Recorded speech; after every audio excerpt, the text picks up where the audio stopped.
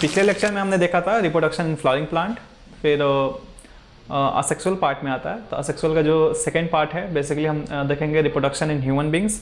उसके पहले हमने असेक्सुअल रिप्रोडक्शन हमने डिस्कस कर लिया है। तो रिप्रोडक्शन इन ह्यूमन बींग्स काफ़ी इंटरेस्टिंग चैप्टर है, हर कोई जो है काफ़ी एक्साइटेड होता है इस चैप्टर को पढ़ने के लिए। तो चलिए रिप्रोडक्शन इन ह्यूमन बींग शुरू करते हैं। आप यहाँ पे देख सकते हैं रिप्रोडक्शन ह्यूमन बींग में एक माँ है, ऐसे एक जनरल फील के लिए ये तो आप लोग हमेशा ही देखते हैं। एक मॉम है और उसके लैपी में एक बेबी है। तो हम इस चैप्टर में ये देखेंगे कैसे आखिर में ये जो रिप्रोडक्शन का प्रोसीजर है बेसिक यूनिट से, जहाँ से गैमिट का बनना, फिर उसका फर्टिलाइजेशन होना, फिर जाइगोट का बनना, फिर एम्ब्रियो का बनना, फिर एम्ब्रियो माँ के उम्ब में यूट्रस में कैसे डेवलप करता है वो देखेंगे, फिर डिलीवरी, फिर उसके बाद ये चैप्टर आपको खत्म हो जाएगा। ओके, फिर जो लास्ट सेक्शन है हमारा वो है रिप्रोडक्टिव हेल्थ। और रिप्रोडक्टिव हेल्थ में देखेंगे कैसे हम अपने रिप्रोडक्टिव ऑर्गन्स का उससे हम रिप्रोडक्टिव हेल्दी वे में उसे एक्सरसाइज करें।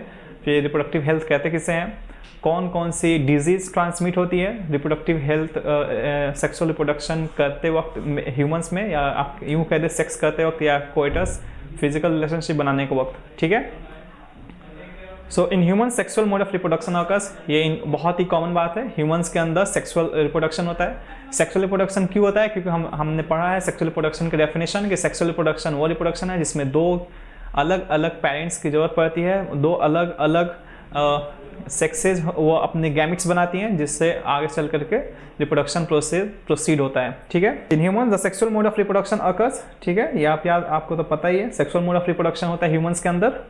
Then the prior to reproduction changes occurs in human body both in male and female. इससे पहले कि जो ह्यूमंस हैं उनके अंदर रिप्रोडक्शन कैसे होता है, क्या क्या मैकेनिज्म्स हैं वो जाने, इससे पहले हम जान लेते हैं कि जब कोई ह्यूमन रिप्रोडक्शन के लिए तैयार है उससे पहले उसके बॉडी के अंदर क्या क्या चेंजेस आते हैं। ये बहुत इंपॉर्टेंट है क्योंकि इन ह्यूमंस जब रिप्रोडक्शन शुरू होने वाला होता है या जब जिस टाइम से रिप्रोडक्शन शुरू हो जाता है उसके पहले उसके फिजिकल स्ट्रक्चर जो होता है उसके बॉडी के अंदर बहुत ज़्यादा चेंजेस आते हैं। तो उन चेंजेस को देखेंगे, मेल्स में क्या चेंजेस आते हैं, फीमेल्स में क्या चेंजेस आते हैं ये देखेंगे, फिर इन दोनों चेंजेस में क्या कॉमन है ये भी देखेंगे। ठीक है, सो चलिए स्टार्ट करते हैं। Changes common in both are, common in both are का मतलब है इन मेल एंड फीमेल। ठीक है, चेंजेस जो कि कॉमन है दोनों मेल एंड फीमेल दोनों में, पहला है thick hair on armpit and genitals or between the thighs which darkens in colour. जो आर्म पिट होता है just like arms in between the arm, ये जो आर्म पिट है इसमें आपको हेयर्स का ग्रोथ होना। ठीक है, जेनाइटल्स बेसिकली जेनेटिकल रीजन मैं आपको यहाँ पे दिखा देता हूँ। यहाँ पे एक डायग्राम देखिए, ये जो दोनों थाई के बीच का जो रीजन होता है इसे जेनाइटल रीजन कहते हैं, जेनाइटल रीजन। ठीक है, तो इस रीजन में भी हेयर का ग्रोथ होने लगता है जिसे हम पबिक हेयर भी कहते हैं। ठीक है, और ये काफ़ी डार्कर इन कलर होता है, काफ़ी डार्क कलर होता है, काफ़ी मतलब डार्क ब्लैक कलर का ये आपको हेयर्स आते हैं कहाँ, आर्म पिट्स में और जेनिटल एरिया में। Thinner hair in legs and arms as well as on face, skin becomes oily, pimples are common in this age. और दूसरा क्या है कि जो आपके हाथ और पैर होते हैं उस पर काफ़ी पतले पतले हेयर्स आने शुरू हो जाते हैं।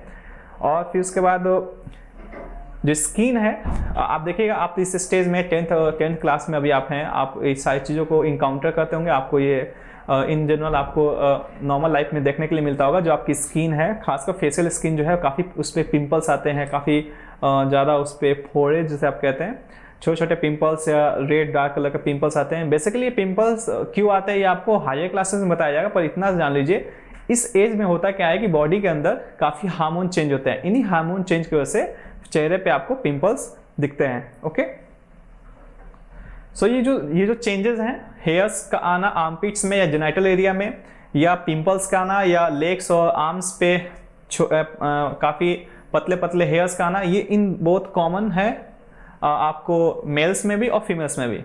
अब हम आगे देखेंगे, we begin to concern and aware of both our own bodies and those of others in new ways. ये एक्चुअली एनसीईआरटी की लाइन है, कहता है कि जब हम रिप्रोड्यूस करने वाले होते हैं या जब जिस टाइम से हम रिप्रोडक्शन शुरू करते हैं उसके पहले जो चेंजेस हम पढ़ रहे हैं जो इररिलेवेंट है रिप्रोडक्शन से, पर एनसीईआरटी में है इसलिए मुझे डिस्कस करना जरूरी है यहाँ पे। ये चेंजेस जब आते हैं जो मैंने अभी बताया मेल एंड फीमेल में, इसके बाद जो मेल एंड फीमेल है काफ़ी कॉन्शियस हो जाते हैं अपने बॉडी को लेकर के, वो काफ़ी ख्याल रखते हैं खुद का और काफ़ी ज़्यादा उनके बॉडीज़ में क्या क्या चेंजेस हो रहे हैं वो ऑब्जर्व करते हैं। जैसे इन फीमेल्स आप देखेंगे कि प्यूबर्टी, इस स्टेज को जो ये जो सारे चेंजेस आ रहे हैं इसको प्यूबर्टी स्टेज कहते हैं। तो प्यूबर्टी स्टेज में बेसिकली होता है क्या है, जो गर्ल्स होते हैं उनके अंदर कुछ चेंजेस आते हैं, जो बॉयज़ होते हैं उनके अंदर कुछ चेंजेस आते हैं। क्या क्या चेंजेस आते हैं हम आगे देखेंगे। जो मेल एंड फीमेल है ना, वो अपने बॉडी को लेकर काफ़ी कॉन्शियस हो जाते हैं, काफ़ी जागरूक हो जाते हैं, और वो काफ़ी कभी कभी तो वो काफ़ी ज़्यादा कभी तो डर भी जाते हैं। जैसे कि इन जनरल देखा गया है कि जो फीमेल्स होती हैं जब फर्स्ट मेंस्ट्रुअल साइकिल, जिसको हम मेनार्क कहते हैं, जब फर्स्ट मेंस्ट्रुअल साइकिल होता है काफ़ी घबरा भी जाती हैं। इंडियन सोसाइटी इतनी अभी उतनी डेवलप भी नहीं है, आज भी है कि लड़कियां काफ़ी जब फर्स्ट मेंस्ट्रुअल साइकिल होता है उनका एक्सपीरियंस बहुत बुरा होता है, उन्हें कोई सपोर्ट नहीं देता है। इजैकुलेशन इन बॉयज़ आपको इसी एज में बहुत लोगों को बहुत पहले शुरू हो जाता है, तो उनका भी एक्सपीरियंस बहुत ही ज़्यादा ड्रास्टिक होता है। वो काफ़ी डर जाते हैं कि आखिर क्या हो रहा है। खैर ये सब चीज़ें आपको हायर क्लासेस में बताई जाएंगी, पर आप इतना ख्याल रखें कि ये सारी चीज़ों से डरने की कोई बात नहीं है। ये इन जनरल एक नेचुरल फेनोमेना है और ये सबके साथ होता है, ठीक है। तो जो मेल एंड फीमेल है वो काफ़ी ज़्यादा कॉन्शियस हो जाते हैं अपने बॉडी को लेकर के, और उनके साथ जो चेंजेस हो रहे हैं वो उस चीज़ पे काफ़ी ज़्यादा थिंक करते हैं। अब है the changes comes in mails में क्या क्या चेंजेस आते हैं। पहले तो मैं डायग्राम से दिखा देता हूँ। स्किन गेट्स ऑयलियर, मैंने पहले बता दिया, उनके स्किन काफ़ी ऑयली हो जाते हैं। सेकेंड है फेशियल हेयर, जो फेस होता है उस पर काफ़ी ज़्यादा हेयर्स आने लगते हैं, जैसे बॉयज़ में देखिएगा दाढ़ी का आना। फिर है शोल्डर गेट्स वाइडर, जो शोल्डर होता है बॉयज़ में जो शोल्डर्स होते हैं काफ़ी वाइडर होते हैं, काफ़ी चौड़ा होता है वो। हेयर अंडर आर्म पिट्स, ये है आर्म पिट्स के अंदर, इसमें हेयर्स का ग्रोथ होने लगता है, ठीक है। फिर है पॉबिक हेयर, आपको मैंने ये जेनिटल रीजन बताया, यहाँ पे हेयर्स का ग्रोथ होता है, इसे पॉबिक हेयर कहते हैं। फिर है penis get longer and wider and testis gets larger, जो मेल रिप्रोडक्टिव पार्ट है मेल्स में वो है पेनिस। तो पेनिस जो होता है वो लॉन्गर होने लगता है, लंबा होने लगता है, एंड वाइडर, चौड़ा भी होने लगता है। फिर साथ साथ जो उनका टेस्टिस होता है, टेस्टिस बेसिकली वो पार्ट है जहाँ पे आपको स्पर्म बनता है, वो आगे हम डायग्राम में देखेंगे। तो टेस्टिस जो है वो चौड़ा होने लगता है, इट बिकम्स लार्जर। फिर जो है neck, chest, leg muscles get bigger and stronger, जो आपको नेक रीजन है, गले का रीजन है, चेस्ट है, छाती है, और मसल्स जो मसल्स होते हैं इन बॉयज वो काफ़ी ज़्यादा स्ट्रॉन्गर होने लगते हैं, लॉन्गर होने लगते हैं, ठीक है। तो यहाँ पे देख लीजिए changes come in males are, ये मैंने बता दिया, ये चेंजेस आप डायग्राम से याद रखिएगा, ठीक है। मैंने पॉइंट्स वाइज में लिख रखा है। Changes comes in males are new thick hair growth on face, ठीक है। वॉइसेस बिगिंस टू क्रैक, जो बॉयज होते हैं जब वो प्यूबर्टी में जाते हैं, जब उनके अंदर सेक्सुअल प्रोडक्शन से पहले जब उनके अंदर चेंजेस शुरू होते हैं तो उनके जो वॉइस होते हैं वो फटने लगती है। बहुत बच्चों का, लड़के जो हैं उनका वॉइस देखिएगा जब वो छोटे होते हैं तो काफ़ी पतली आवाज़ होती है, सुरीली आवाज़ भी होती है, और जब वो प्यूबर्टी स्टेज में जाते हैं, जब उनके अंदर हार्मोनल चेंज होता है तब उनके वॉइसेस जो होते हैं वो क्रैक करने लगता है, फटने लगती है। Penis occasionally becomes enlarge and erect either in day dreams और एट नाइट्स, जो पेनिस है उसके अंदर इरेक्शन आना शुरू हो जाता है, चाहे वो दिन में भी हो सकता है या रात को हो सकता है, ठीक है। तो ये सारे वो चेंजेस हैं जो बॉयज या मेल्स के अंदर ऑब्जर्व होते हैं, कब? रिप्रोडक्शन होने से पहले, जब उनका बॉडी मॉडिफाई होता है उसके अंदर चेंजेस आते हैं। फीमेल्स चेंजेस फीमेल्स के अंदर क्या क्या चेंजेस आते हैं आपको मैंने पहले इसको डायग्राम से मैं समझा दूं। द होल बॉडी गेट्स कर्वियर, उनका जो पूरा बॉडी है फीमेल का वो काफी कर्वियर होता है, कर्व लाइक स्ट्रक्चर का फॉर्मेशन होता है, ठीक है। स्किन गेट्स ऑयलर, आपने ये देख भी लिया है, स्किन जो होता है काफी ऑयली होने लगता है। Hair under the arms, girls में भी जो आर्म्स है इसमें आपको हेयर्स का ग्रोथ होना शुरू हो जाता है। द ब्रेस्ट स्टार्ट्स डेवलपिंग, जो आपको मेमोरी ग्लैंड होता है फीमेल्स के अंदर, तो मेमोरी ग्लैंड्स ऑफ ब्रेस्ट यूं कह लीजिए, तो वो का डेवलपमेंट उसमें शुरू हो जाता है। तो उनमें क्या होगा, जो मेमोरी ग्लैंड है वो इंक्रीज करना शुरू कर देगा, क्योंकि मेमोरी ग्लैंड ही हेल्प करता है बच्चे को फीडिंग के लिए। पॉबिक हेयर, इनमें भी जो जेनिटल एरिया है, आपको जेनिटल एरिया के अंदर आपको हेयर्स का ग्रोथ होना शुरू हो जाता है, ये हमने पहले ही पढ़ रखा है। हिप बोन्स वाइडर, जो आपको कमर होती है, जो आपको हिप बोन होती है कमर के नीचे, बैक की जो बोन होती है वो काफी वो वाइडर होना शुरू हो जाता है इस स्टेज में। वेट गेन ऑन हिप्स, जो आपको हिप्स होती हैं, जो बैक होती है उस पर वेट गेन होता है, उस पर फैट का डिपोजिशन शुरू हो जाता है। Leg muscles get bigger and stronger, जो लेग मसल्स होता है खासकर जो थाई वाली रीजन होती है फीमेल्स में वो काफी ज्यादा स्ट्रांग होने लगती है, और वो लंबा भी होने लगता है। मसल्स की लंबाई मतलब उसकी स्ट्रेंथ इंक्रीज होना शुरू हो जाती है। तो बेसिकली ये वो सारे चेंजेस हैं जो फीमेल्स के अंदर आपको ऑब्जर्व होती हैं। जब आप सीबीएसई पूछेगी तो सीबीएसई बेसिकली ऐसे पूछेगी कि what are the changes occurs during the puberty in male and female, ठीक है, और what are the changes comes in male and female during puberty, what are the changes which are common in between in males and females during puberty. तो पहले तो आपको वो changes याद रखने हैं जो मैंने पहले बता दिया, जो कि कॉमन है मेल्स एंड फीमेल्स में। मैंने यहाँ पे आपको बता दिया था, आर्म पीट्स और जेनिटल्स में हेयर्स आना, लेग्स और आर्म्स के ऊपर हेयर आना, स्किन का ऑयली होना, और इंडिविजुअली मैंने बता दिया बॉयज और गर्ल्स में कि इंडिविजुअली क्या क्या चेंजेस आते हैं। तो 3 सवाल बनते हैं और तीनों सवाल वो पूछ सकता है, अलग अलग बताइए या एक साथ बताइए जो कॉमन है चेंजेस, ठीक है। गर्ल्स में देख लीजिए, breast size begins to increase, बता दिया मैंने। Darkening of the skin of the nipples at the tips of the breast. Girls में जो होता है, जो ब्रेस्ट होता है, तो ब्रेस्ट के ऊपर आपको जैसे मेल्स में भी निपल्स होते हैं और गर्ल्स में होती है, गर्ल्स में भी निपल होता है, लेकिन जो निपल फीमेल्स और गर्ल्स में होता है वो काफी ज्यादा डार्क होने लगता है और काफी वाइडर होने लगता है, ठीक है। Darkening of the skin of the nipples at the tips of the breast. आगे girls start menstruation. Girls females में मेंस्ट्रुअल साइकिल शुरू होता है। अब मेंस्ट्रुअल साइकिल क्यों होता है ये हम आगे देखेंगे, पर एक प्रोसेस होता है जिसमें जो फीमेल होती है हर मंथ उनके बॉडी से कुछ रिएक्शंस होते हैं जिसमें ब्लड लॉस होता है उनके बॉडी से वजाइना के थ्रू। तब पर वो क्या मेंस्ट्रुअल साइकिल क्या होता है क्या नहीं, हाई एजुकेशन में तो आपको हर चीज़ पढ़ना है, क्या क्या हार्मोन इसमें रिस्पॉन्सिबल होते हैं इसके लिए, इस प्रोसेस दरमियान क्या होता है, पर आगे भी हम देखेंगे मेंस्ट्रुअल साइकिल को शॉर्ट में, ठीक है। तो ये एक प्रोसेस होता है जो सिर्फ गर्ल्स के साथ होता है, क्या मेंस्ट्रुअल साइकिल शुरू होना, मेंस्ट्रुएशन उनमें शुरू हो जाता है, ठीक है। अब आगे देखिए, ये थोड़ा सा टेक्स्टी हो गया है, पर समझाने के लिए मुझे इसको यहाँ पे करना पड़ा, लिखना पड़ा है। All of this changes takes place slowly over a period of months और ईयर। ये जो भी चेंजेस मैंने मेल्स और फीमेल में बताया है, इसको होने में काफी वक्त लगता है और काफी धीरे धीरे होता है। ये किसी में सालों साल लग जाता है, किसी में तो महीनों महीनों में ही हो जाता है। मतलब ये चेंजेस रैंडम है, किसी में बहुत पहले ये चेंज आ जाते हैं। बहुत लड़कों को देखिएगा जो दाढ़ी है वो 12-13 साल के होते हैं तभी आ जाते हैं। बहुत सारे लड़कों की दाढ़ी जो है, जो मोचेज है, वो आपको 22 साल 23 साल बाद भी नहीं आती है, उसके बाद जाकर के आती है। तो ये जो भी चेंजेस हैं ये बिल्कुल फ्रीक्वेंट ये चेंजेस होंगे, ये तो कंपल्सन है, लेकिन किसी में जल्दी होंगे और किसी में बाद में हो सकता है। So all of this changes take place slowly over period of time, period of months and year. ये जो भी चेंजेस मैंने मेल्स और फीमेल्स बताया है, इसको होने में काफी टाइम लगता है और कभी कभी सालों साल लग जाते हैं, या कभी कभी किसी में मंथ्स के अंदर ही आपको ऑब्जर्व करने के लिए मिल जाता है। और एक और चीज देखिए, होता क्या है कि ये जो चेंजेस आपको एडोलेसेंस पीरियड या आपको प्यूबर्टी के वक्त होता है, किसी में चेंजेस बहुत पहले आपको ऑब्जर्व हो जाता है, किसी को बहुत बाद में ऑब्जर्व होता है, okay. They do not happen all at the same time in one person, nor do they happen at the exact age. In some people they happen early and quickly, while in others they can happen slowly. मैंने एक चीज को explain कर दिया, किसी में पहले होना, किसी में बाद में होना, और किसी में एज का भी डिफरेंस होता है। किसी को 12 साल में दाढ़ी आने लगती है किसी बॉयज में, और किसी बॉयज को 18 साल या 22 साल बाद दाढ़ी आती है। तो एज पे भी ये डिफर कर जाता है। ऑल्सो इस change does not become complete quickly either. So for example, thick hair on the face in boys appears as a few scattered hair first, and only slowly does the growth begins to become uniform. Even so, all these changes show differences between people.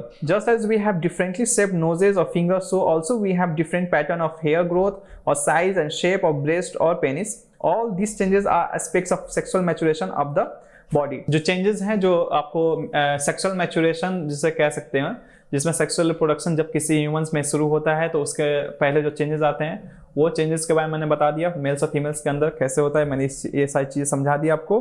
ये भी बता दिया कुछ mails में पहले आता है, कुछ मेल्स में बाद में आते हैं चेंजेस। फीमेल्स में भी सेम चीज़ है, उनमें भी ये जो चेंजेस जो हैं वो उसमें पहले आ सकता है और कुछ चेंजेस बाद में आ सकता है, ठीक है। सवाल ये है कि why does the body show sexual maturation at this age. हमारी बॉडी सेक्सुअल मैच्योरेशन इस एज में क्यों दिखाती है? तो आप देखिए, सेक्सुअल मैच्योरेशन क्यों जरूरी है? क्योंकि रिप्रोडक्शन हो सके। तो रिप्रोडक्शन हो सके मतलब रिप्रोडक्शन कैसे होता है? स्पर्म का फॉर्मेशन हो वहां पे। फीमेल के केस में जो फीमेल्स ह्यूमन फीमेल है वो आपको ओवम बना सके, मतलब एग बना सके। कोई भी एनिमल हो, वो सेक्सुअल मैच्योरेशन करता ही इसीलिए है ताकि वो जनरेशन को कंटिन्यू कर सके, अपनी जो नस्ल है वो उसकी बरकरार रहे, दुनिया जब तक रहे उसमें अपनी नस्ल को जनरेशन बाय जनरेशन उसको बनाए रखे। सो सेक्सुअल मैच्योरेशन इसलिए जरूरी है। खैर आगे देखते हैं। अब देखिए, ये जो सेक्सुअल मैच्योरेशन है बेसिकली जो स्पर्म और ओवम का बनने का जो फॉर्मेशन होता है वो बॉडी के एक स्पेशलाइज्ड टिश्यू के अंदर ये आपको फॉर्मेशन होता है स्पर्म का। फीमेल के अंदर भी जब ह्यूमन फीमेल या ह्यूमन एनिमल की बात देखेंगे तो उनका भी एक स्पेशलाइज्ड लोकेशन होता है उनके बॉडी के अंदर जहां पे आपको एग का फॉर्मेशन होता है। और ये एग और स्पर्म का फॉर्मेशन क्यों जरूरी है? अरे इतना तो तुम सबको पता ही होगा, रिप्रोडक्शन ही के लिए तो तुम लोग मरे जा रहे हो साइंस पढ़ने के लिए, ठीक है। बहरहाल देखो, we have talked about the need for the specialized cell types in multicellular bodies to carry out specialized functions। हम लोगों ने पढ़ रखा है, मैंने बताया भी है इसी चैप्टर में आपको, जब शुरू में मैंने बताया था कि बॉडी के अंदर अलग अलग बॉडी में एक स्पेशलाइज्ड फंक्शंस होता है जो एक स्पेशलाइज्ड काम करते हैं और वो एक स्पेशलाइज्ड ऑर्गन के थ्रू किया जाता है। जैसे डाइजेस्टिव सिस्टम है वो उसका एक स्पेशलाइज्ड फंक्शन है, वो डाइजेशन में मदद करता है, उसमें अलग अलग स्पेशलाइज्ड डाइजेस्टिव ऑर्गन्स हैं जो कि इसमें मदद करते हैं। वैसे रेस्पिरेटरी सिस्टम है आपको, उसके बाद एक्सक्रीटरी सिस्टम है, ऐसे बहुत सारे सिस्टम्स हैं जो कि बॉडी में अलग अलग स्पेशलाइज्ड फंक्शन करते हैं। इसी तरह एक रिप्रोडक्टिव सिस्टम भी हमारे बॉडी में ऑर्गेनाइज है, एनिमल्स में ऑर्गेनाइज है इन जनरल, जो कि रिप्रोडक्शन में हेल्प करता है। किसमें मदद करता है? रिप्रोडक्शन में मदद करता है, ठीक है। The creation of germ cells to participate in sexual reproduction is another specialized function. और ये जो स्पेशल जो ऑर्गन है जिसका स्पेशल फंक्शन है वो क्या काम करता है? वो स्पर्म का या ओवम का या यू कहो गैमेट्स के बनाने में, फॉर्मेशन में हेल्प करता है, ठीक है। नाउ वही चीज जो है मैंने अभी जस्ट आपको बताई है, human beings also develop tissues for this purpose. इंसान जो है वो ये जो स्पेशलाइज्ड फंक्शन की बात करें रिप्रोडक्शन के लिए, वो उसके लिए आपको टिश्यूज का डेवलप करता है अपने बॉडी के अंदर। कब? सेक्सुअल मैच्योरेशन का वक्त, मतलब 11 से लेकर के 20 साल की उम्र के बीच में वो अपने बॉडी के अंदर जो उसका सेक्सुअल पार्ट है, जैसे मेल्स के केस में टेस्टिस हो गए या पेनिस हो गए, जो भी सेक्सुअल पार्ट है उसको डेवलप करता है। फीमेल के केस में जो आपको जो सेक्सुअल ऑर्गन्स हैं, ओवरीज हो गई या आपको यूट्रस होगा, वो सारी चीजें क्या होती है? डेवलप करती है। ये किस लिए होता है? ताकि वो जनरेशन को कंटिन्यू कर सके, आपको बेबी को क्या कर सकते हैं? दुनिया में ला सके, ठीक है। So human beings also develop special tissues for this purpose. However, while the body of the individual organism is growing to its adult size, the resources of the body are mainly directed at achieving this growth. देखिए, normally जो body grow कर रहा है आपका, तो body grow में तो आपको एनर्जी को बाहर सब्सटेंसेस की जरूरत पड़ती है, लेकिन जब सेक्सुअल मैच्योरेशन होता है ना, तब आपको बॉडी की मैक्सिमम जो रिक्वायरमेंट होती है, जो नीड होती है, वो ज्यादा इसी स्पेशलाइज्ड टिश्यू की तरफ कंसंट्रेटेड होता है, वहीं पे ज्यादा इस्तेमाल होता है। और आपको बॉडी जितना भी रिसोर्स आपका इस्तेमाल करता है वो आपको इस सेक्सुअल मैच्योरेशन में ज्यादा इस्तेमाल करता है, इस एज में, इस प्यूबर्टी वाले टाइम में, ठीक है। नाउ अब हम देखेंगे मेल रिप्रोडक्टिव सिस्टम। देखो, मेल रिप्रोडक्टिव सिस्टम पता ही है आपको। मेल रिप्रोडक्टिव सिस्टम में आपको जो लड़के हैं उन्हें तो बहुत अच्छे से पता है, जो लड़के हैं मैं उनके लिए बता दूं, मेल रिप्रोडक्टिव सिस्टम जो है वो दो चीज से मिलकर बनता है।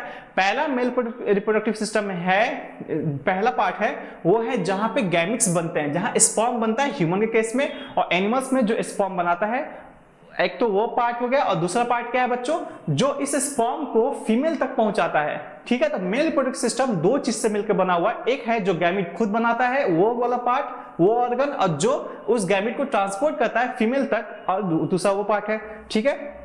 तो यहां लिखा हुआ it consist of portion which produces germ cells, that is testis, okay. Other portion which delivers और ट्रांसपोर्ट जर्म सेल, और दूसरा पोर्शन मेल गैमेट में क्या है? वो जो आपको जर्म सेल्स को और गैमेट्स को ट्रांसपोर्ट करता है, जहां से बना है वहां से कहां, जहां उसका इस्तेमाल होना है, ठीक है। आप यहाँ पे मेल रिप्रोडक्टिव सिस्टम देख पा रहे हैं। आपको टेस्टिस है जहां पे स्पर्म का फॉर्मेशन होता है, फिर आपको यहां से बंद करके आपको रेटेड टेस्टिस, वाटर डिफरेंस के थ्रू होते हुए आपको ये जाता है, देख रहे हैं आप, जैसे मार्क आपको दिख रहा होगा, ये आपको ऐसे जाते हुए फिर आपको यूरेथ्रा में यहाँ पे कनेक्ट हो जाता है। और यहाँ पे कुछ ग्लैंड्स हैं जो कि ये अपने सिक्रेशंस क्या करते हैं, इस स्पर्म के फॉर्मेशन, स्पर्म जो बन कर जो ट्रांसपोर्ट है उसमें अपना सिक्रेशंस, कुछ फ्लूइड्स को क्या करते हैं, डिस्चार्ज करते हैं। किस लिए? वो भी आपको हेल्प करते हैं रिप्रोडक्शन में। और स्पर्म से बनते हुए आपको ये क्या होता है, मेल बॉडी के पेनिस के थ्रू होते हुए वो बॉडी से बाहर आ जाता है। और ये आपको जब मेल और फीमेल कॉपुलेशन कर रहते हैं, फिजिकल रिलेशनशिप बना सकते हैं या सेक्स कर रहे होते हैं, तीनों एक ही बात है आपको, तब उस वक्त ये पेनिस क्या करता है, फीमेल के अंदर ये जो स्पर्म है उसको क्या करता है, ट्रांसपोर्ट कर देता है। किस लिए? फर्टिलाइजेशन के लिए, प्रेगनेंसी के लिए और बच्चे के डेवलपमेंट के लिए, तीनों सेम चीज है। नाउ यहाँ पे देखिए, मैं आपको एक मेल रिप्रोडक्टिव सिस्टम बता देता हूँ आपको। एक ये डायग्राम है, ठीक है। अब यहाँ पे देखिए ये वाला वो पोर्शन है जहां पे आपको टेस्टिस का फॉर्मेशन हो रहा है, ठीक है, सॉरी ये वो पोर्शन है जहां पे स्पर्म का फॉर्मेशन हो रहा है, मतलब ये है टेस्टिस, ठीक है, यहाँ पे लिखा हुआ है। यहां से आपको स्पर्म बन करके और यहां तक ये वाला जो पार्ट है दैट पार्ट, ये आपको कहां है, बॉडी से बाहर है, outside the body, okay.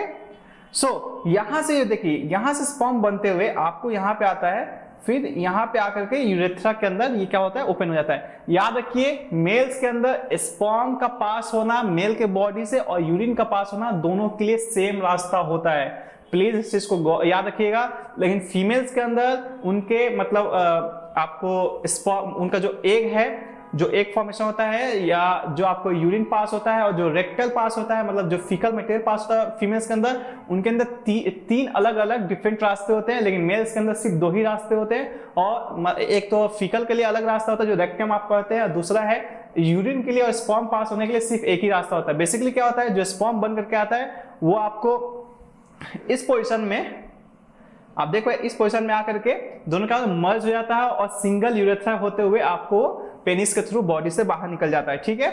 So testis के अंदर क्या होता है, स्पर्म बनता है, फिर एपिडाइडाइमिस में आता है, एपिडिडाइमिस में आता है, फिर उसके बाद आते हैं फिर डक्टस डिफरेंस, यहां से आते हुए फिर देखिए ऐसे आपको दोनों टेस्टिस स्पर्म ला करके फॉर्म करते हैं, ठीक है। नाउ अब यहाँ पे देखिए यहाँ पे कुछ ग्लैंड्स हैं, ये देख रहे हो, ये इस ग्लैंड का नाम है, ग्रीन कलर से दिख रहा होगा, ये है प्रोस्टेट ग्लैंड, ठीक है। और यहाँ पे एक और ग्लैंड है, ये है आपको इजैकुलेटरी डक्ट, ठीक है। और यहाँ पे देखिए एक है बल्ब्यूथरल ग्लैंड, ये आपको बल्ब्यूथरल ग्लैंड है, ओके। एक है सेमाइनल वेसिकल, ये आपको एक सेमाइनल वेसिकल है, ठीक है। तो 3 तरह के ग्लैंड्स होते हैं, आपको शायद एक ही आपको एनसीईआरटी में है, वो है प्रोस्टेट ग्लैंड, लेकिन आपको 3 तरह के ग्लैंड्स होते हैं, एक है सेमाइनल ग्लैंड, प्रोस्टेट और बल्ब्यूथरल। बेसिकली इन तीनों के बारे में आप हायर क्लासेस में या हायर एजुकेशन में जाएंगे तो वहां बताया जाएगा, बट याद रखिए ये जो ग्लैंड्स होते हैं ना, ये ग्लैंड्स क्या करते हैं, कुछ फ्लूइड आपको सिक्रेट करते हैं, किसमें, स्पर्म के अंदर। और जब स्पर्म के अंदर इनका फ्लूइड आता है तब वो आपको स्पर्म नहीं कहलाते, उसी को सीमेन कहते हैं। क्या कहते हैं, सीमेन कहते हैं। याद हमेशा याद रखिएगा, सीमेन में सिर्फ स्पर्म नहीं होता है, सीमेन में सीमेन के साथ स्पर्म के साथ और भी बहुत सारे फ्लूइड होते हैं बच्चों, जो कि प्रोस्टेट ग्लैंड से आते हैं, ठीक है। फिर जब आपको स्पर्म आपको पास आउट होता है तो यहाँ पे स्पर्म नहीं, आप क्या कहेंगे, यहाँ पे क्या सीमेन पास आउट होता है, क्या होता है, सीमेन, ओके। नाउ आप यहाँ पे देखिए पेनिस, तो खैर आप देख सकते हैं पेनिस है, ये है आपको इनरी ब्लैडर है, आपको इनरी ब्लैडर जहाँ पे आपको क्या होता है, यूरिन स्टोर होता है। ये आपको यूरेटर है जो कि किडनी से आ रहा होगा, ठीक है। बाकी ये वाटर डिफरेंस है, ये ऑलरेडी मैंने डिस्कस कर दिया। तो ये आपको मेल रिप्रोडक्टिव सिस्टम है। यहाँ पे देखें टेस्टिस का काम क्या है, टेस्टिस वो पार्ट है जो कि स्पर्म का फॉर्मेशन कर रहा है, और ले जाने वाला काम किसका किसका है, वो है एपिडिडाइमिस का है, वासा डिफरेंस का है, वासा इफरेंस का है। फिर उसके बाद आपको इजैकुलेटरी डक्ट होते हुए आपको वो बॉडी से पेनिस के थ्रू आपको यूरेथ्रा के थ्रू क्या होता है, बॉडी से बाहर निकल जाता है। याद रखिएगा प्लीज मेक श्योर टेस्टिस से सिर्फ स्पर्म बन करके आता है, और जब वो आता है तो रास्ते में 2-3 ग्लैंड्स क्या करते हैं, अपने अपने फ्लूइड उसके अंदर डाल देते हैं, ठीक है। उनका फ्लूइड का भी उनका अपना अपना फंक्शन होता है, वो एनर्जी प्रोवाइड करता है स्पर्म को, वो स्पर्म को थोड़ा थिक बना देता है ताकि वो एनर्जी खर्च ना करे स्पर्म बहुत ज्यादा, ठीक है। डीएक्टिवेट कर देता है स्पर्म को, वो बहुत सारी चीजें जो आपको हाई क्लास में बताएंगे। लेकिन वो जो ग्लैंड्स क्या करते हैं, अपना अपना सिक्रेशन स्पर्म में दे देते हैं। जैसे ही वो ग्लैंड्स अपना सिक्रेशन स्पर्म में दे देते हैं, अब वो स्पर्म नहीं कहलाता है, वो क्या कहलाता है, सीमेन कहलाता है। क्या कहलाता है, सीमेन। और वही सीमेन हमारे बॉडी से बाहर निकलता है, ठीक है। तो जब मेल और फीमेल जब सेक्स करते हैं तो मेल का जो पेनिस होता है वो इरेक्टाइल होता है, उसमें इरेक्शन होता है। जैसे इरेक्शन होता है जब वो फिजिकल रिलेशनशिप बना रहा होता है तो वो क्या करता है, इंसर्ट करता है फीमेल को, और उस फीमेल के अंदर अपने सीमेन को जिसमें स्पर्म है ट्रांसफर करता है फॉर द फर्टिलाइजेशन, ठीक है। Now look, the male gametes sperms are produced in testis, discussed, मैंने ये चीजें बता दी आपको। नेक्स्ट है located outside the abdominal cavity in scrotum. देखिए एक और चीज याद रखिए कि मेल में जो टेस्टिस है जो कि स्पर्म बनाता है, वो मेल्स के अंदर ह्यूमन बॉडी के बाहर होता है, एक थैले लाइक, एक बैग लाइक स्ट्रक्चर में, जिसे हम कहते हैं स्क्रोटम। आप कहेंगे सर ये इसको क्या जरूरत है, इसको बॉडी से बाहर रखने के लिए? इसके इसलिए जरूरत है क्योंकि जो स्पर्म का फॉर्मेशन है ना बच्चों, वो बॉडी टेम्परेचर से 2-3 डिग्री सेल्सियस कम होता है। कितना होता है, 2-3 डिग्री सेल्सियस से कम होता है। फॉर एग्जाम्पल अगर बॉडी टेम्परेचर 37 डिग्री सेल्सियस के है तो आपको जो स्पर्म का फॉर्मेशन है वो 35 और 34-35 डिग्री सेल्सियस पे आपका फॉर्मेशन होता है। इसीलिए बॉडी टेम्परेचर से बचाने के लिए वो आपको बॉडी से क्या होता है बाहर होता है और टेस्टिस के अंदर क्या होता है फॉर्मेशन होता है। ठीक है, तो यहाँ लिखा हुआ है located outside the abdominal cavity in scrotum because sperm formation requires lower temperature than the normal body temperature. यहाँ सिर्फ इतना लिखा हुआ कि बॉडी टेम्परेचर से लोअर टेम्परेचर चाहिए, और ये लोअर कितना होता है मैं बता देता हूँ आपको, आपके नॉलेज के लिए वो होता है 2 से 3 डिग्री सेल्सियस कम होता है। ठीक है, नाउ एक तो टेस्टिस स्पर्म बनाता है, दूसरा याद रखिए टेस्टिस हार्मोन भी बनाता है, बहुत इंपॉर्टेंट हार्मोन है दैट इज टेस्टोस्टेरोन। जो भी सेकेंडरी सेक्सुअल कैरेक्टर डेवलप होता है बॉयज के अंदर, मतलब उनका मर्दानापन आना, उनका शोल्डर का ब्रॉड हो जाना, उनके वॉइसेस का भारी हो जाना, उनके पब्लिक रीजन में हेयर्स का आना, ठीक है, मस्कुलेशन होना मतलब मसल्स का उनके बॉडी पे चढ़ना, ये सब कुछ डेवलपमेंट जो है वो ये बहुत इंपॉर्टेंट हार्मोन जो टेस्टोस्टेरोन है वो आपको कंप्लीट करता है। ठीक है, so testosterone also release hormone and it has a role on our body. That hormone is testosterone. Sorry, testes also releases hormone that it has a role on our body. That hormone is testosterone. Okay, अब इस testosterone का क्या पढ़ेंगे, इसका help देखेंगे कि testosterone कैसे कैसे मदद करता है। एक तो पहले मैंने और बहुत सारी चीजें बता दिया, एक और चीज याद रखिएगा, टेस्टोस्टेरोन रेगुलेट करता है फॉर्मेशन ऑफ स्पर्म को। रेगुलेट करता है मतलब ये आपको स्पर्म को बनाता नहीं है, पर स्पर्म कब बनेगा, कितना बनेगा, इस चीज को टेस्टोस्टेरोन आपको रेगुलेट करता है। प्लीज एक बात हमेशा याद रखना बच्चों कि जब साइंस आप पढ़ रहे होते तो बातों का ख्याल रखिए। देखिए जब मैंने एवोल्यूशन बताया था आप लोगों को तो मैंने कहा था सिमिलर और सेम दोनों अलग अलग चीजें हैं। वैसे ही यहां पे बता रहा हूं टेस्टोस्टेरोन रेगुलेट कर रहा होता है, मतलब स्पर्म कब बनेगा, जब स्पर्म बहुत ज्यादा बना होगा तो उस वक्त स्पर्म को बनाने की कोई जरूरत नहीं है बॉडी के अंदर। इन सब का रेगुलेशन कौन करता है, टेस्टोस्टेरोन करता है। लेकिन टेस्टोस्टेरोन खुद स्पर्म नहीं बनाता है, दैट इज इनडायरेक्टली रेगुलेट करता है। ठीक है, so regulating the formation of sperm. Second है also brings about changes in appearance seen in boys at the time of puberty. मैंने डिस्कस कर दिया जो भी सेकेंडरी सेक्सुअल कैरेक्टर का डेवलपमेंट है वो आपको टेस्टोस्टेरोन की वजह से होता है। Okay, now sperm formed in testis. अब रास्ता देखेंगे कि स्पर्म जो है जो टेस्टिस के अंदर बन रहा है वो कैसे कैसे होता है। अब देखिए टेस्टिस है, टेस्टिस के अंदर स्पर्म बना, फिर वहां पे जाएगा वासा इफरेंस, वासा डिफरेंस, फिर वासा डिफरेंस से एपिडिडाइमिस, फिर एपिडिडाइमिस से जाएगा वो आपको वासा इफरेंस से, फिर उससे होते हुए आपको मैंने बताया वो कहाँ जाएगा यूरिनरी ट्रैक्ट के जो आपको रास्ता आ रहा है इजैकुलेटरी डक्ट में आकर के वो वहां मिल जाएगा, फिर उससे होते हुए वो पास आउट होगा पेनिस के थ्रू। पर मैं उसको मैंने ये चीज भी आपको यहाँ पे डायग्राम में देखिए, आप जब इसका रास्ता लिखेंगे तो कैसे लिखेंगे, आप लिखेंगे टेस्टिस, ठीक है, टेस्टिस से ये जाएगा एपिडिडाइमिस, एपिडिडाइमिस से ये पास होगा वासा डिफरेंस, और यहां तक है टेस्टिस से लेकर एपिडिडाइमिस से लेकर वासा डिफरेंस तक ये सारी चीज बॉडी से बाहर, ये पूरा कनेक्शन कहाँ है बॉडी से बाहर। अब इसके बाद ये जो वासा डिफरेंस है ये कहाँ बॉडी के अंदर घुसेगा, फिर इसके बाद ये कहाँ जाएगा यूरेथ्रा के अंदर ओपन होगा, फिर यूरेथ्रा से कहाँ जाएगा बच्चों पेनिस, यूरेथ्रा में पेनिस होता है, पेनिस होते हुए आपको बॉडी। तो ये है आपको रास्ता जो कि स्पर्म का फॉर्मेशन होता है। क्या होता है, स्पर्म का फॉर्मेशन होता है। ठीक है, टेस्टिस, टेस्टिस से एपिडिडाइमिस, फिर वासा डिफरेंस, वासा डिफरेंस होता है यूरेथ्रा और पेनिस। देखो यहाँ पे जो यूरेथ्रा में ये खुलता है, यहाँ पे आपको ग्लैंड्स जो हैं कौन कौन से, प्रोस्टेट, सेमाइनल ग्लैंड्स अपने क्या करते हैं सिक्रेशन को पोर कर देते हैं, सिक्रेशन को डाल देते हैं कहां स्पर्म के साथ। ठीक है, यहां पे याद रखिएगा sperm plus secretion of glands is equal to semen, उसे क्या कहते हैं सीमेन कहते हैं। प्लीज याद रखिएगा उसे सीमेन कहते हैं। होपफुली आपको ये समझ में आ गया हो। Now next, sperm formed in testes goes through the vasa deferens and merges in a tube which comes from urinary bladder। अब देखो बेसिकली क्या होता है, ये सपोज करो ये आपको रास्ता आ रहा है, स्पर्म का रास्ता आ रहा है और ऊपर से आ रहा है का ये आपको यूरिन वाला रास्ता है। ठीक है, तो ऐसा हो जाता है। ये बेसिकली क्या है बच्चों, देखो ध्यान से देखो, ये जो दोनों रास्ता है ये है स्पर्म वाला रास्ता। कौन सा है, स्पर्म वाला रास्ता, और ये जो है यूरिन वाला रास्ता, ठीक है। तो दो स्पर्म वाला रास्ता और यूरिन वाला रास्ता में आके मर जाता है और फिर इसके बाद ये आपको होता है यूरेथ्रा, ठीक है, which comes from urinary bladder and finds its way to the urethra।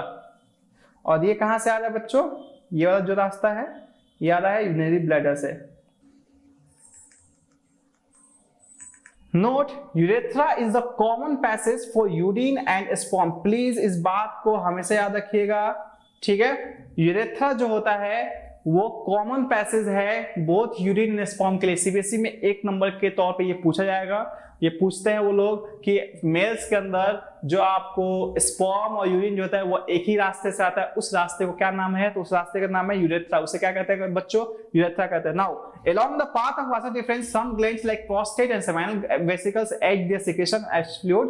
ये ऑलरेडी मैंने बता दिया कि वासा डिफरेंस के साथ कुछ प्रोस्टेट और सेमिनल वेसिकल्स क्या करते हैं, अपने सिक्रेशन को एज अ फ्लूइड के फॉर्म में स्पर्म के साथ वो डिस्चार्ज कर देते हैं, तब वो क्या कहलाता है, सीमेन कहलाता है। Secretion of glands makes pathway for sperm smooth and sperm table in this fluid. और ये जो सिक्रेशन है जो ग्लैंड्स प्रोस्टेट और सेमिनल और बल्ब्यूचरल ग्लैंड जो डाल रहा है स्पर्म के साथ, वो क्या करता है, स्पर्म के लिए एक रास्ता प्रोवाइड करता है, स्मूथ रास्ता, ताकि आसानी से स्पर्म आपको ट्रेवल कर सकते हैं और एनर्जी भी प्रोवाइड करता है, ठीक है।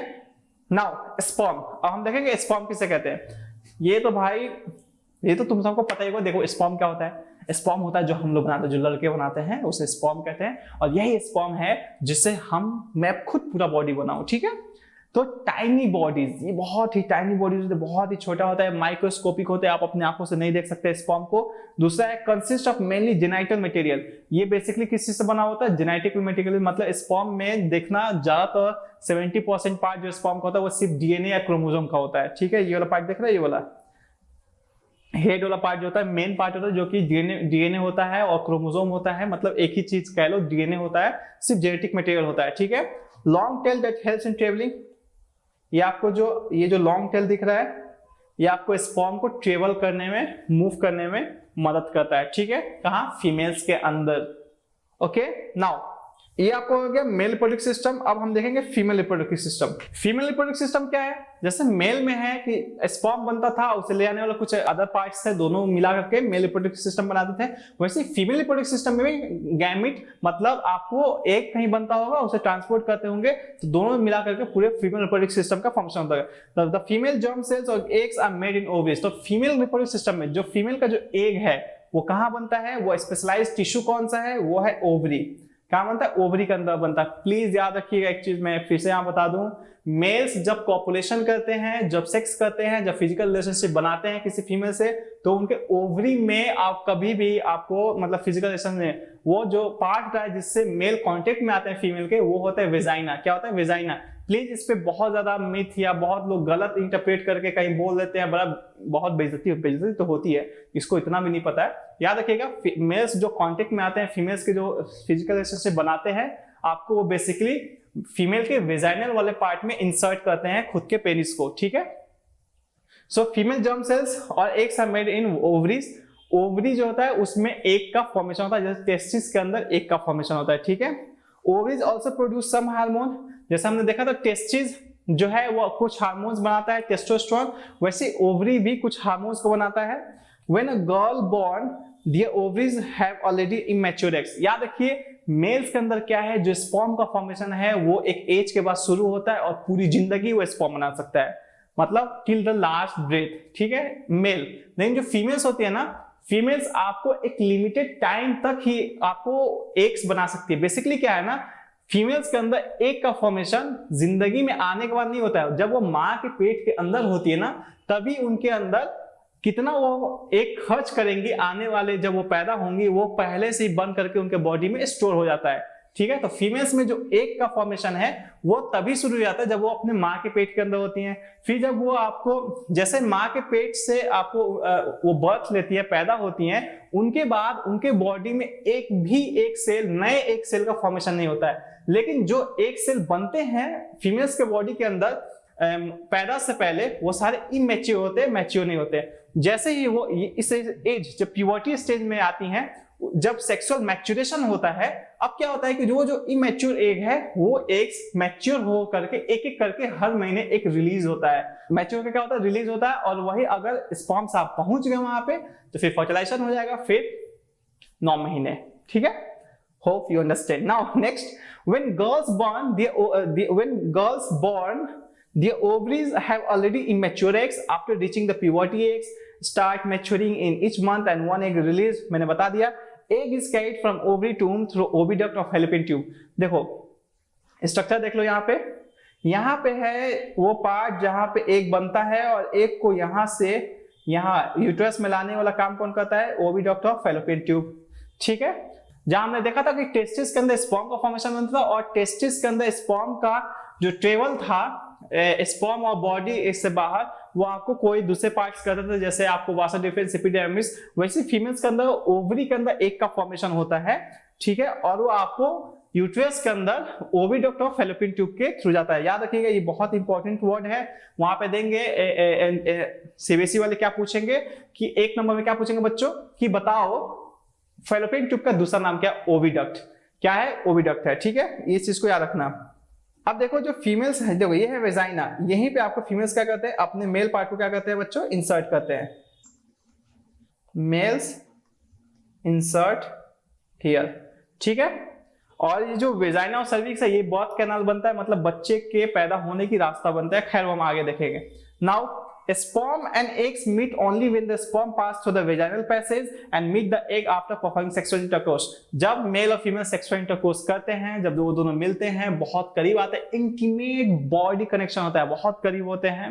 ठीक है, तो मेल क्या करते हैं, अपने पेनिस को इंसर्ट करते हैं फीमेल्स के अंदर, और उस वक्त जब ये कोर्स हो रहा होता है, तो मैंने बताया जो मेल का जो पेनिस है वो इरेक्टाइल होता है, वो आपको काफी ज्यादा स्ट्रांग हो जाता है और इरेक्शन होता है, और वो इरेक्शन मदद करता है मेल को अपने स्पर्म को फीमेल बॉडी के अंदर डालने में। ठीक है बच्चों, सो sperm and eggs meet only when the sperm pass through the vaginal passage and meet the egg after performing sexual intercourse।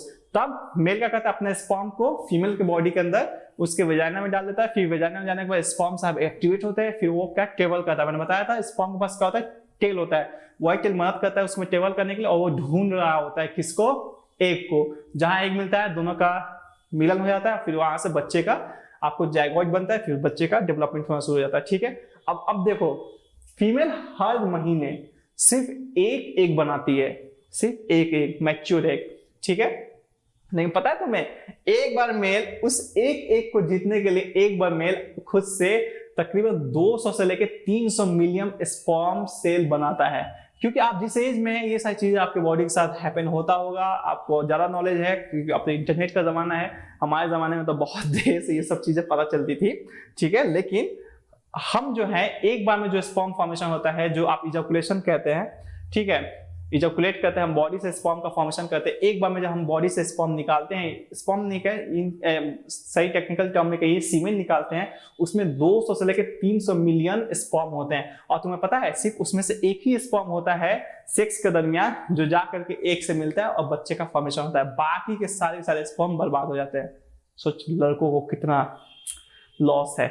ठीक है, so sperms and egg meet only when the sperm pass through the vaginal passage and meet the egg after performing sexual intercourse। ठीक है, यहां देखो, यहां पे egg बना है, ठीक है, फिर यहां पे स्पर्म आया होगा, यहां पे क्या होगा, फर्टिलाइजेशन हो गया होगा, फर्टिलाइजेशन, फिर उसके बाद ये आपको यहाँ पे जायगोट बना है, जायगोट में ये आपको डिवाइड कर रहा है, ये आपको यूट्रस में गया, यूट्रस में जाने के बाद यूट्रस का जो वॉल होता है उस क्या होता है, उसमें ये जाके चिपक जाता है, उसके अंदर जैसे यूट्रस है उसके वॉल के अंदर क्या होता है, जाकर के इंसर्ट हो जाता है, फिर आप बच्चे का डेवलपमेंट शुरू हो जाता है। ठीक है, नाउ इतना तो समझ में आ ही रहा होगा, अरे इतना तो तुम लोगों को बहुत अच्छे से समझ में आ रहा होगा। ठीक है, आगे देखो, कुछ चीजें हैं जो एक्स्ट्रा मैं बताऊंगा इसमें, इसीलिए तो तुम एक्साइटेड रहते हो, बहुत ज्यादा एक्साइटेड रहते हो। ठीक है, एंड फर्टिलाइजेशन हैपन, फिर उसके बाद जब आपको स्पर्म और एग का मिलन होता है तब फर्टिलाइजेशन होता है। देखो एक चीज और क्लियर याद रखना, फर्टिलाइजेशन और प्रेगनेंसी दोनों दो अलग अलग चीज है। ये बिल्कुल जरूरी नहीं है कि अगर किसी के अंदर फर्टिलाइजेशन हुआ है तो उसके अंदर प्रेगनेंसी भी होगी। देखिए फर्टिलाइजेशन किसे कहते हैं, फर्टिलाइजेशन कहते हैं बच्चों सिंपली एग का ओवम के साथ मिलन होना, क्या होना, दोनों का फ्यूज आउट हो जाना, दोनों का मिल जाना, इसे फर्टिलाइजेशन कहते हैं। फिर सब कहेंगे फिर प्रेगनेंसी किसे कहते हैं? प्रेगनेंसी कहते हैं जब वो सेल जाइगोट डिवाइड करते करते, आपको यहाँ देख रहा है ये आपको इस यूट्रस के वॉल में जा करके क्या होता है, उसमें इम्बेडेड हो जाता है। मतलब अब बच्चे का डेवलपमेंट शुरू हो गया है यूट्रस के अंदर। 4-6 सेल का जो स्ट्रक्चर है वो क्या हुआ है, जाकर के यूट्रस में उसके अंदर इम्बेड हो गया है, घुस गया। अब वहां से बच्चे का डेवलपमेंट होगा, तो ये जो है इसे कहते हैं प्रेगनेंसी। अब वो लड़की प्रेग्नेंट हो गई है, ठीक है। तो फर्टिलाइजेशन कभी भी प्रेगनेंसी, मतलब जो ही नहीं अगर प्रेगनेंसी है तो फर्टिलाइजेशन है तो प्रेगनेंसी होगा ही, हाँ। लेकिन अगर प्रेगनेंसी है मतलब फर्टिलाइजेशन तो हुआ ही होगा, तभी तो प्रेग्नेंट होगी, ठीक है। After fertilization, zygote is formed. The zygote divides and forms embryo and get implanted in the uterine wall of the uterus. The uterus opens into the vagina through cervix. अब हमें पता है कि the zygote divides and form the embryo. जो zygote होता है वो एक सेल का होता है, प्लीज याद रखिएगा, zygote is single cell. Okay, देखो स्पर्म भी सिंगल सेल होता है, एग भी सिंगल सेल होता है, दोनों 2 सेल मिलते हैं तो भी सिंगल सेल होता है। ठीक है, सर 2 सेल मिल रहे तो 2 सेल होते हैं? जी नहीं, क्या होता है कि स्पर्म का सिर्फ जो जेनेटिक मटेरियल है ना, वही जो एग होता है, जो ओवम होता है, उसके अंदर इंटर कर जाता है और फिर वो सिंगल सेल का ही पूरा डेवलपमेंट होता है। तो याद रखना, फादर जो होता है सिर्फ और सिर्फ जेनेटिक मटेरियल प्रोवाइड करता है। तुम्हारे बॉडी के अंदर जो माइटोकॉन्ड्रिया है, जो अदर सेल ऑर्गेनेल्स है, वो सब तुम्हारी माँ का होता है, दैट इज मैटरनल होता है। पूरी माँ प्रोवाइड करती है तुम्हारे बॉडी के अंदर। सिर्फ तुम्हारे बॉडी के अंदर जो क्रोमोसोम है वो सिर्फ तुम्हारा फादर कंट्रीब्यूट करता है तुम्हारे पूरे बॉडी के डेवलपमेंट में, ठीक है। तो जाइगोट डिवाइड करके क्या बनाता है, एम्ब्रियो बनाता है and gets implanted in the uterus wall. और फिर वो कहाँ, वो एम्ब्रियो जो है वो कहाँ जा करके, एम्ब्रियो वॉल में क्या होता है, इम्प्लांट हो जाता है, उसमें जाकर के अटैच हो जाता है। इसी को प्रेगनेंसी कहते हैं। The uterus opens into the vagina through the cervix. और जो यूट्रस है ये तो तुम लोग पता ही है, देखो ये जो यूट्रस है ये आपको ओपन होता है, कहाँ ओपन होता है, यूट्रस ओपन होता है सर्विक्स में, सॉरी यूट्रस ओपन होता है वेजाइना में थ्रू द सर्विक्स। मतलब यूटेरस, सर्विक्स और वेजाइना ये रास्ता होता है। मतलब कोई लड़का अगर स्पर्म को डाल रहा है फीमेल के बॉडी के अंदर, तो पहले वेजाइना में, फिर वेजाइना से सर्विक्स में जाएगा, फिर सर्विक्स से यूटेरस में जाता है, ठीक है। अब है the mother's body is designed to undertake the development of the child. अब है कि जैसे प्रेगनेंसी हो गया, मतलब जो एम्ब्रियो है वो माँ के यूट्रस में जाकर के इम्बेड हो गया। अब जो भी डेवलपमेंट होगा वो आपको बेबी का डेवलपमेंट टोटली मदर के ऊपर डिपेंड रहेगा। कहाँ होगा, मदर के ऊपर वो डेवलपमेंट हो, मदर के ऊपर डिपेंडेंसी हो जाएगी। अब जो भी बच्चा डेवलप करेगा वो पूरा खाना पीना रहना सब कहाँ से लेगा, मदर से लेगा, ठीक है। The uterus prepare itself every month to receive and nurture the growing embryo. देखो जो यूट्रस होता है वो आपको हर महीने खुद को तैयार करता है, किसके लिए, कि फर्टिलाइजेशन हो। अगर फर्टिलाइजेशन हो तो प्रेगनेंसी हो जाए।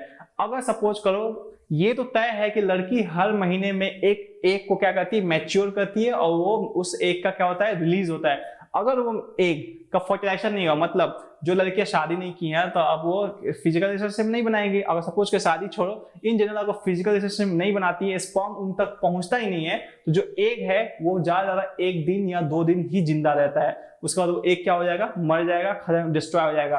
तो इस यूट्रस को पता है कि अगर एग जो है फर्टिलाइज हो गया तो उसको खुद को पहले से तैयार करके रखना पड़ेगा। क्यों, ताकि वो आकर वो प्रेगनेंसी कर दे। लेकिन ये जो तैयारी है वो सिर्फ 1 महीने के लिए करता है। जैसे देखता है कि आपको एग है वो बर्बाद हो गया है, अब प्रेगनेंसी नहीं होने वाला है, तो यूट्रस क्या करता है, खुद को जो प्रिपेयर किया है वो खुद को सेटअप कर देता है। खुद का जो स्ट्रक्चर जो उसने बड़े मेहनत से ब्लड वेसल्स के थ्रू तैयार किया है वो टूट जाता है और बॉडी के बाहर निकाल जाता है। फिर वो हर महीने ये काम करता है और हर महीने इस इंतजार में बैठा होता है यूट्रस कि कब आएगा एक एम्ब्रियो और कब उसे इम्प्लांट करके वो आपको नए पूरे बच्चे का फॉर्मेशन करेगा। और जब महीने में आपको प्रेगनेंसी नहीं होती है तब तक यूट्रस मायूस हो जाता है और उसके बाद वो अपने जो भी प्रिपरेशन किया है वो गुस्से में क्या करता है, उस प्रिपरेशन को खत्म कर देता है। फिर अगले महीना इस उम्मीद में फिर से खुद को प्रिपेयर करता है आने वाले बच्चे के लिए, ठीक है। इस वे में आपको, तो ये जो चीजें हैं जिसमें यूट्रस क्या कर रहा है, खुद को सेटअप कर दे रहा है, खुद को यूट्रस क्या कर रहा है, खुद को तोड़ देता है हर महीने के बाद। क्योंकि उससे पता चल जाता है कि अब भाई अगले महीने फिर इंतजार करूंगा, देखूंगा अगले महीने के लिए फिर से तैयारी करनी पड़ेगी। ये जो तैयारी है ये सक्सेस नहीं हो पाया, इसका यूज नहीं हो पाया, तो उसे खत्म कर देगा। यही जो बॉडी से बाहर ये जो टूट करके पूरे ब्लड वेसल्स निकलते हैं गर्ल्स के अंदर, इसी को मेंस्ट्रुअल साइकिल कहते हैं और ये हर महीने होता है, ठीक है। So the uterus prepares itself every month to receive and nurture the growing embryo. The lining thickens and is richly supplied with the blood to nourish the growing embryo. Development का वक्त, जब यूट्रस डेवलप कर रहा होता है उस वक्त उसके अंदर जो ब्लड वेसल्स की लाइनिंग होती है काफी थिक होने लगती है, ब्लड वेसल्स बहुत अच्छे से उसमें मतलब यूं समझो अच्छे से तैयारी होती है किसके, बच्चे के डेवलपमेंट के लिए, नर्चर के लिए। The embryo gets nutrition from mother's blood with the help of a special tissue called placenta. जो embryo है वो माँ के खून से खाना पीना सब कुछ लेता है और प्लस वो जो भी एक्सक्रीशन करता है, पेशाब करता है या बॉडी से जो भी उसके बॉडी से जो भी एक्सक्रीशन निकलता है वो सब कुछ माँ तक, माँ के ब्लड में जाता है। तो ये जो कनेक्शन है एम्ब्रियो का माँ से, जिसमें ट्रांसपोर्ट का सिस्टम होता है माँ से एम्ब्रियो में और एम्ब्रियो से माँ में, ये आपको एक स्पेशल टिश्यूज के थ्रू होता है जिसे हम कहते हैं प्लासेंटा। क्या कहते हैं उसको बच्चों? प्लासेंटा कहते हैं, ठीक है। यहाँ पे देखो ये वाला है प्लासेंटा, ये क्या है? प्लासेंटा है, ठीक है। ये अब ये मत करना कि ये जो बच्चे से ये जो है ना ये आपको एक ये कनेक्शन है बच्चे और माँ में, जो कनेक्शन है बच्चे और माँ में इसे कहते हैं अम्बिलिकल कोड। मैं लिख देता हूं, काला से है, ब्लैक कलर से है, बेसिकली ये क्या है बच्चों? Umbilical cord. और ये क्या है? ये है प्लासेंटा, एक स्पेशल टिश्यू है, ओके। तो बच्चा जो है कुछ भी जो चीज भी लेता है माँ के ब्लड से अपने बॉडी के अंदर, वो प्लासेंटा के थ्रू ही लेता है, ठीक है। तो अब प्लासेंटा के बारे में देखिए, this is a disc which is embedded in the uterine wall. Placenta एक डिस्क लाइक स्ट्रक्चर होता है, आप देख रहे हैं यहाँ पे डिस्क लाइक स्ट्रक्चर है जो कि यूट्राइन वॉल में एम्बेडेड होता है, okay. It contains villi on the embryo side of the tissue. जो एम्ब्रियो साइड का टिश्यू है वो आपको यहाँ पे ये क्या होता है, ऐसे विलाई बना कर रखता है। विलाई क्यों होता है? डाइजेशन में पढ़ा होगा, जो स्मॉल इंटेस्टाइन है उसके अंदर विली फॉर्मेशन होता है, विलाई फॉर्मेशन होता है। क्यों होता है? वो सरफेस एरिया को इंक्रीज कर देता है और ज्यादा ऑब्जॉर्प्शन हो सके, ज्यादा ट्रांसपोर्ट हो सके, ठीक है। It contains villi on the embryo side of the tissue, on the mother side are blood spaces which surrounds the villi. Basically क्या इस डिस्क लाइक स्ट्रक्चर को मैं यहाँ पे बनाऊं तो देखो ये कुछ ऐसा होता है, ये आपको बेबी साइड है और ये आपको मदर साइड है, ठीक है। नाउ ये आपको है, ये मदर का क्या है? ब्लड है। यहीं से क्या होता है? बेबी को पास होता है मदर के ब्लड से चीजें, ठीक है। तो मदर साइड से बेबी के साइड में ट्रांसपोर्ट होता है, तो मदर के साइड में ब्लड होता है, बेबी के साइड में विलाई लाइक स्ट्रक्चर होता है। और ये जो मैंने आपको बनाया है, कंफ्यूज मत होना सब तुम लोग, ये आपको क्या स्ट्रक्चर है? ये है आपको प्लासेंटा, ठीक है। होपफुली समझ में आ गया होगा। नाउ दिस मतलब placenta provides a large surface area for glucose and oxygen to pass from mother to the embryo. आपको समझ में आ गया। The developing embryo will also generate waste substances. जो एम्ब्रियो डेवलप कर रहा है वो भी तो कुछ ना कुछ कचरा बना रहा होगा, तो जो भी वेस्ट सब्सटेंस बना रहा है which can be removed by transferring them into the mother's blood through the placenta. तो वो जो वेस्ट बना रहा है एम्ब्रियो वो आपको मदर के ब्लड में ट्रांसपोर्ट करता है, फिर मदर क्या करती है? उसको अपने बॉडी से बाहर निकाल देती है, ठीक है। The development of the child inside the mother's body takes approximately 9 month. हमें पता है इन ह्यूमन के केस में जो आपको मदर है अपने पेट में वो बच्चे को कितने दिन तक रखती है? 9 महीने तक रखती है। और 9 महीने में जाकर के बच्चा फुली मैच्योर नहीं कह सकते, टोटली डेवलप करता है, अच्छे से डेवलप करता है, तब उसका जाके बॉडी से बाहर आपको क्या होता है? एक्सक्रीशन होता है, ठीक है। The child is born as a result of rhythmic contraction of the muscles in uterus. Uterus जहां प्रिपेयर करता था, यूट्रस बेसिकली आप पढ़िएगा यूट्रस का 3 लेयर होता है, ठीक है। जिसमें सबसे अंदर वाला लेयर होता है इंडोमेट्रियम कहते हैं, वही आपको ब्लड का बनाता है जो हर महीने सेट होता रहता है। कब? जब प्रेगनेंसी नहीं होता। जब एक बार प्रेगनेंसी हो गया तब वो सेडिंग नहीं होता है, वो वैसे ही 9 महीने तक रहता है। फिर जो आपको देखो, ये आपको अगर यूट्रस है, यूट्रस का एक लेयर हो गया, ये सेकेंड लेयर हो गया, और ये है इंडोमेट्रियम। क्या है? इंडोमेट्रियम। ये है मेसोमेट्रियम और ये है एक्सोमेट्रियम। ये आपको नहीं जानना है, बस मेरा बताने का ये मतलब था। ये क्या है? Walls of uterus. क्या ये? वॉल्स ऑफ यूट्रस है। बताने का मतलब है कि ये जो है ना, ये वाला है, ये आपको हर महीने का सेट अप होता रहता है, ठीक है। यहाँ लिखा हुआ है the development of child inside the mother's body takes up 9 month, the child is born as result of rhythmic contraction of the muscle. देखो ये जो मेसोमेट्रियम होता है ना, ये बना होता है स्मूथ मसल से। किसका बना होता है? Smooth muscles. ये जो स्मूथ मसल से मेसोमेट्रियम बना हुआ है, मेट्रियम, ये जो स्मूथ मसल बना हुआ है मेसोमेट्रियम जो स्मूथ मसल बना, इसमें कॉन्ट्रैक्शन होता है, काफी ज्यादा कॉन्ट्रैक्शन होता है। यही कॉन्ट्रैक्शन मदद करता है 9 महीने बाद उस बेबी को बॉडी से क्या करना, बाहर एक्सपोज आउट करने में, बेबी को बर्थ कराने में। ठीक है, तो अभी तक हमने देख लिया कैसे बेबी का डेवलपमेंट होता है, कैसे बॉडी से बाहर आता है। अब हम देखेंगे जो मैंने बताया कि प्रेगनेंसी ना हो, सपोज का यूट्रस तैयारी कर रहा है, ओवरी आपको मैच्योर एग बना रहा है, लेकिन स्पर्म पहुंचे ही ना। जब आपको प्रेगनेंसी होगी नहीं, फर्टिलाइजेशन सॉरी होगी तो प्रेगनेंसी नहीं होगी तो यूट्रस मायूस हो जाएगा और उससे अपना सारा जो भी तैयारी किया उसको बर्बाद करना पड़ेगा, फिर से अगले महीने के लिए फिर से तैयारी करेगा। तो जो ये बर्बादी है, जिसमें वो जितनी ब्लड वेसल्स बनाया है, नर्व का सप्लाई किया है, वो सारा टूटना शुरू हो जाएगा, सेट ऑफ होने लगेगा। इसी को मेंस्ट्रुअल साइकिल कहते हैं, जो फीमेल्स के अंदर होता है, सिर्फ फीमेल्स के अंदर होता है, मेल्स के अंदर नहीं होता है, और ये हर महीने होता है। ठीक है, और ये कब होता है? ये इसलिए ये तब होता है जब आपको फर्टिलाइजेशन या प्रेगनेंसी नहीं होती। जैसे फर्टिलाइजेशन या प्रेगनेंसी हो जाती है तब मेंस्ट्रुअल साइकिल रुक जाता है, 9 महीने तक कोई मेंस्ट्रुअल साइकिल नहीं होता है। उसके बाद फिर से आगे हाई क्लास में जाएंगे तो आपको बताया जाएगा। ठीक है, so if the egg is not fertilized it lives for about 1 day. अगर एग का फर्टिलाइजेशन नहीं हुआ, ओवरी से जो एग निकला उसका फर्टिलाइजेशन नहीं हुआ, तो कम ज्यादा 1 दिन या 1.5 दिन या 2 दिन क्या होता है, वैसे 1 दिन ही कह सकते हैं अप्रॉक्स। ठीक है, वो 1 दिन ही जिंदा रहता है, उसका वो मर जाता है। Since the ovary release 1 egg every month, the uterus also prepare itself every month to receive a fertilized egg. ये ऑलरेडी मैंने डिस्कस कर दिया। Its lining becomes thick and spongy. जो यूट्रस की जो लाइनिंग है, जो मैंने बता रहा हूँ, जो ब्लड वेसल्स बना, वो काफी मोटा होता है, थिक होता है और स्पॉन्जी होता है। ठीक है, गुदगुदा कह सकते हैं। स्पॉन्जी मतलब रुई की तरह होता है ना, spongy. This would be required for nourishing the embryo for if fertilization had taken place. ये जो स्पॉन्जी और क्या बोलते हैं उसको, थिक जो स्ट्रक्चर है, जो इंडोमेट्रियम है, यूट्रस का जो सबसे अंदर वाला जो लेयर है, वो आपको इंपॉर्टेंट है किसके लिए? बच्चे के नरिशमेंट के लिए। ऑलरेडी डिस्कस कर दिया है। This lining is not needed any longer. यहाँ पे एक लाइन छूट गया है। इफ फर्टिलाइजेशन नॉट हैपन, अगर स्पर्म गया नहीं, फर्टिलाइजेशन होगा ही नहीं, this lining is not needed any longer. ये जो इंडोमेट्रियम, जो यूट्रस का अंदर का वॉल है इंडोमेट्रियम, इसकी कोई जरूरत नहीं है। अब वो क्या हो जाएगा? टूट जाएगा, बर्बाद हो जाएगा।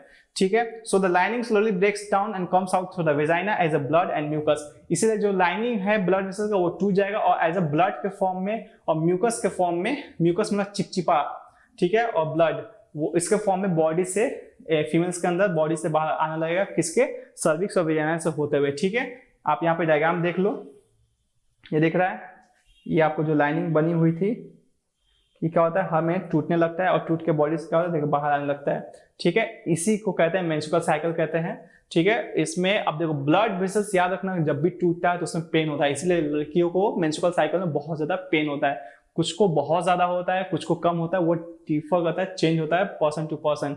ठीक है, लेकिन पेन होता है नॉर्मली हर फीमेल में नॉर्मली पेन होता है। इस टाइम में मूड स्विंग भी होता है, काफी ज्यादा चेंजेस आते हैं, ऐसा हमने पढ़ा है। ठीक है, मूड स्विंग होता है, काफी चेंजेस आते हैं। फिर उसके बाद बहुत तबीयत भी खराब हो जाता है, दवा भी लेना होता है, डॉक्टर से कंसल्ट भी करना होता है। ठीक है, बहुतों को ज्यादा ब्लड लॉस होता है, अलग अलग कंडीशन है जो आपको आगे हायर क्लासेस में अगर आप डॉक्टर बनेंगे तो आपको पढ़ाया जाएगा। ठीक है, this line is not needed longer, मैंने बता दिया आपको। तो ये जो तैयारी हुई थी, स्पॉन्जी और थिक लेयर जो था इंडोमेट्रियम का, वो टूट करके बॉडी से बाहर आता है, किसके फॉर्म में आता है? Blood and mucus. याद रखिएगा, अगर 1 नंबर में वो पूछते हैं कि बॉडी से बाहर कैसे आता है, तो किस फॉर्म में आता है? जो लाइनिंग बनी होती है इंडोमेट्रियम को, याद लिखिएगा ब्लड एंड म्यूकस के फॉर्म में, blood and mucus. This cycle takes place रफली every month and is known as menstruation. ये जो साइकिल है, मतलब यूट्रस का, इंडोमेट्रियम का बनना टूटना, वो 1 महीने का चलता है, इसलिए इसको menstrual cycle. It is usually last for 2 to 8 days. और जो मेंस्ट्रुअल साइकिल है, जिसमें ब्लड का लॉस होता है, वो आपको 2 से 8 दिन तक चलता है। मतलब लड़के जो होती हैं तकरीबन 2 से 8 दिन के बीच तक वो काफी डिस्टर्ब रहती हैं। इस मेंस्ट्रुअल साइकिल की वजह से काफी पेन होता है उन्हें और बहुत तकलीफ में होती हैं। ठीक है, पर ये नेचर है, नेचर ने इन्हें ऐसे ही बनाया है। ठीक है, सो आप यहाँ पे देख सकते हैं कि यहाँ पे मेंस्ट्रुअल साइकिल कंप्लीट हुआ। तो अब देखो बच्चों कि जो भी क्यूरीज हैं आप पूछ सकते हैं। इस चैप्टर में तो आपको 1000 क्यूरीज, बहुत क्यूरियोसिटी रहती है आपको जानने के लिए। आप कमेंट बॉक्स में आप टेक्स्ट करेगा, अगर मैं अवेलेबल रहूंगा तो मैं जरूर आपको रिप्लाई दूंगा, या मैं कोशिश करूंगा कि जरूर ही रिप्लाई दूं, ठीक है। सो यहाँ पे आपको फीमेल रिप्रोडक्टिव सिस्टम भी खत्म होता है। नाउ इसके बाद हम रिप्रोडक्टिव हेल्थ का टॉपिक डिस्कस करेंगे, ठीक है।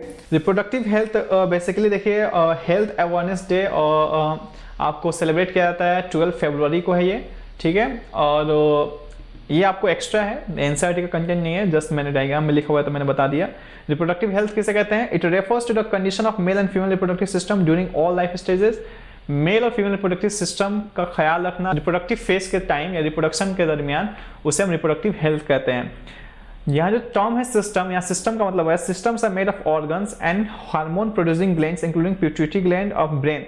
मैंने बताया था टेस्टिस जो टेस्टोस्टेरोन रिलीज करता है, ओवरी वो भी कुछ हार्मोन्स को रिलीज करते हैं।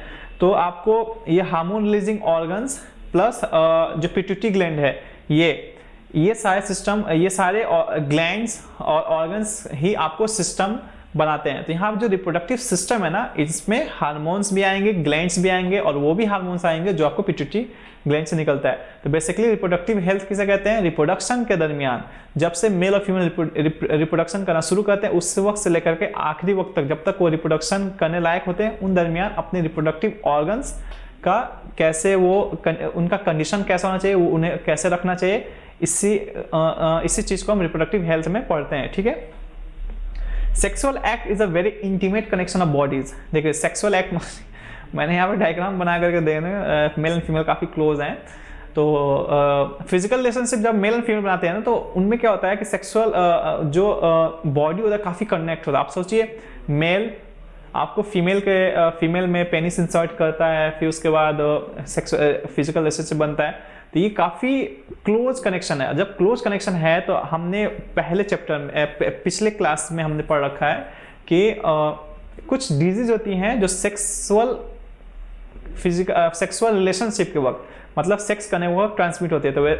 तो अगर इतना क्लोज कनेक्शन है किसी दो ह्यूमन बॉडी के बीच में, तो इट मे पॉसिबल कि कुछ डिजीज एक पर्सन से दूसरे पर्सन में ट्रेवल हो जाए। तो ऐसा डिजीज जो सेक्स के दरमियान जो ट्रेवल होते हैं उसको हम सेक्सुअली ट्रांसमिटेड डिजीज कहते हैं। It may leads to transmission of sexual transmitted disease. देख लीजिए कितना क्लोजनेस है मेल एंड फीमेल के बीच में, ओके। यहाँ पे देखिए एक ऑब्जेक्शन पहले बता दूं, डिजीज होने के बाद जो उसके साइड इफेक्ट, जो उसके इफेक्ट्स हैं बॉडी पे, वो उनके मैंने पिक्स लिए हैं, वो काफ़ी ज़्यादा खतरनाक हैं, बहुत ही बुरे हैं। उस चीज़ को पहले मैं वार्न कर देता हूँ। अगर आपको गट्स हो तभी आप देखिएगा, मैं उसको एक ही बार स्लाइड करूँगा, फिर उसे मैं ऊपर कर दूंगा। और याद रखिए इन पिक्स को देखकर एक बार सोचिएगा कि क्यों हमें अनवांटेड सेक्स नहीं करना चाहिए, अनवांटेड फिजिकल रिलेशनशिप नहीं करना चाहिए। क्योंकि ये जो बीमारी होती है, सेक्सुअली ट्रांसमिटेड डिजीज जो होती हैं, बहुत ही बुरी होती हैं। इसमें ज़िंदगी बर्बाद हो जाती है, आपकी ज़िंदगी खत्म ही हो जाती है।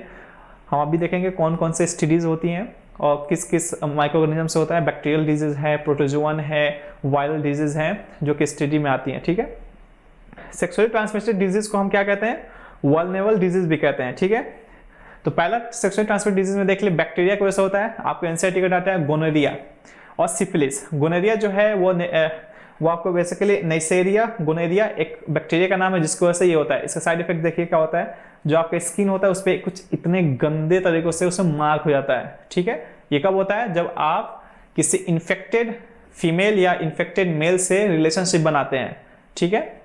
तो ये सारे जो हैं वो ये जो मैं अभी डिस्कस करूंगा डिजीज का, वो सारे डिजीज वैसे डिजीज हैं जो सेक्स के दरमियान ट्रांसफर होते हैं। तो बैक्टीरियल डिजीज गोनोरिया है पहले, किससे होता है? निसेरिया गोनोरिया से होता है, एक्स्ट्रा है, आप याद रखिएगा। दूसरा सिफेलिस, ये देखिए सिफेलिस जब होता है, ये भी एसटीडी एक सेक्सुअली ट्रांसमिटेड डिजीज है जो किसको से होता है? ये एक बैक्टीरिया का नाम है, बैक्टीरिया से होता है जिसका नाम है ट्रेपोनेमा पैलिडम। देखिए कितना बुरा हाल होता है उस पेशेंट का जिससे सिफेलिस हो जाता है सेक्सुअल रिलेशनशिप बनाने के वक्त, इतना गंदा दिखता है, ठीक है। मैं खुद नहीं देख पा रहा हूँ, खैर मैं स्लाइड करता हूँ। फिर है कुछ वायरल डिजीज हैं जो एनसीईआरटी के पॉइंट ऑफ व्यू से है, वो है वार्ड्स। वायरल डिजीज है जो वायरस का नाम है वो है ह्यूमन पेपिलोमा वायरस।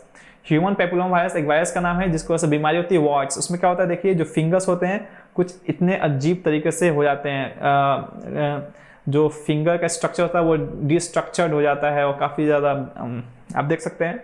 अगला है HIV। ये तो आप लोग बहुत कॉमनली आप देखते होंगे, सुनते होंगे, और ये वायरस होता है ह्यूमन इम्यूनो डिफिशियंसी वायरस से होता है, जिसे हम एड्स भी कहते हैं। एड्स के बारे में आगे क्लासेस में बहुत अच्छे से बताया जाएगा, पर याद रखिएगा अगर किसी को HIV हो गया, अगर किसी को एड्स हो गया, उस पेशेंट की हालत कुछ ऐसी हो जाती है, इतनी गंदी हो जाती है, मतलब वो तो ये भी सोच रहा होता है एक वक्त के बाद कि मैं जिंदा ही क्यों हूं, मैं मर क्यों नहीं जाता।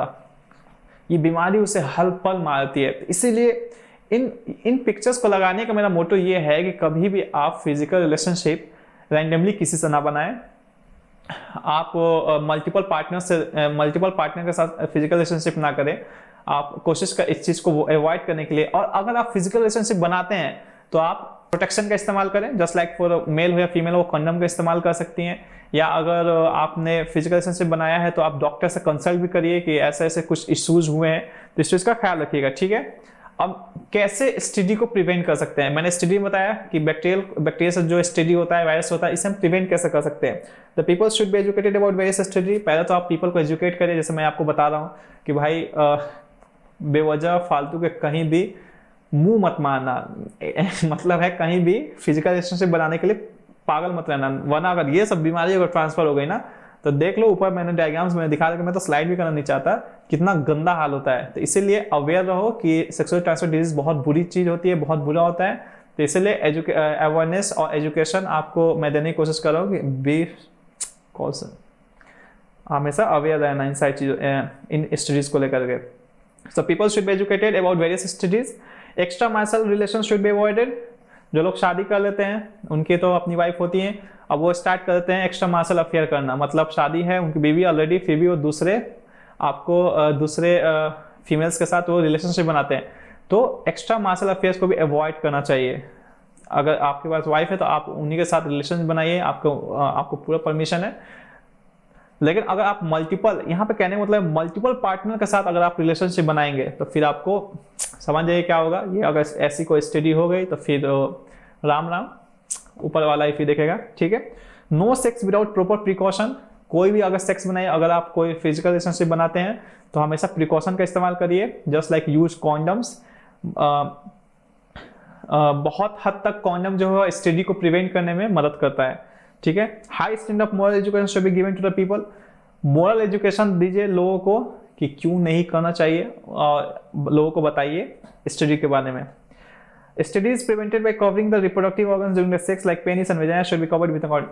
कॉन्डम का इस्तेमाल क्या होता है, देखिए क्या होता है, मैंने बताया कि मेल जो होते हैं वो अपने पेनिस को इंसर्ट करते हैं फीमेल्स के अंदर, तो उसमें क्या होता है, बहुत ही स्किन टू स्किन टच होता है, तो उसमें STD का ट्रांसफर होना बहुत ही कॉमन है और बहुत इजीली वो ट्रांसफर हो जाता है। ऐसे में क्या करें कि जो मेल है वो अपने पेनिस के ऊपर कॉन्डम लगा ले। वो एक रबर लाइक शीट स्ट्रक्चर होता है, रबर का होता है, आपको मार्केट में आप जा करके आप खरीद के देख भी सकते हैं, कोई बड़ा इशू नहीं है। तो आप वो पेनिस पे कॉन्डम लगा लीजिए। अब उससे क्या होगा, कोई भी चीज आपके जो फ्लूइड है मेल का है वो फीमेल के अंदर ट्रांसफर नहीं होगा, वो उस कॉन्डम के अंदर ही रहेगा, और इससे क्या होगा, STD को आप प्रिवेंट कर सकते हैं।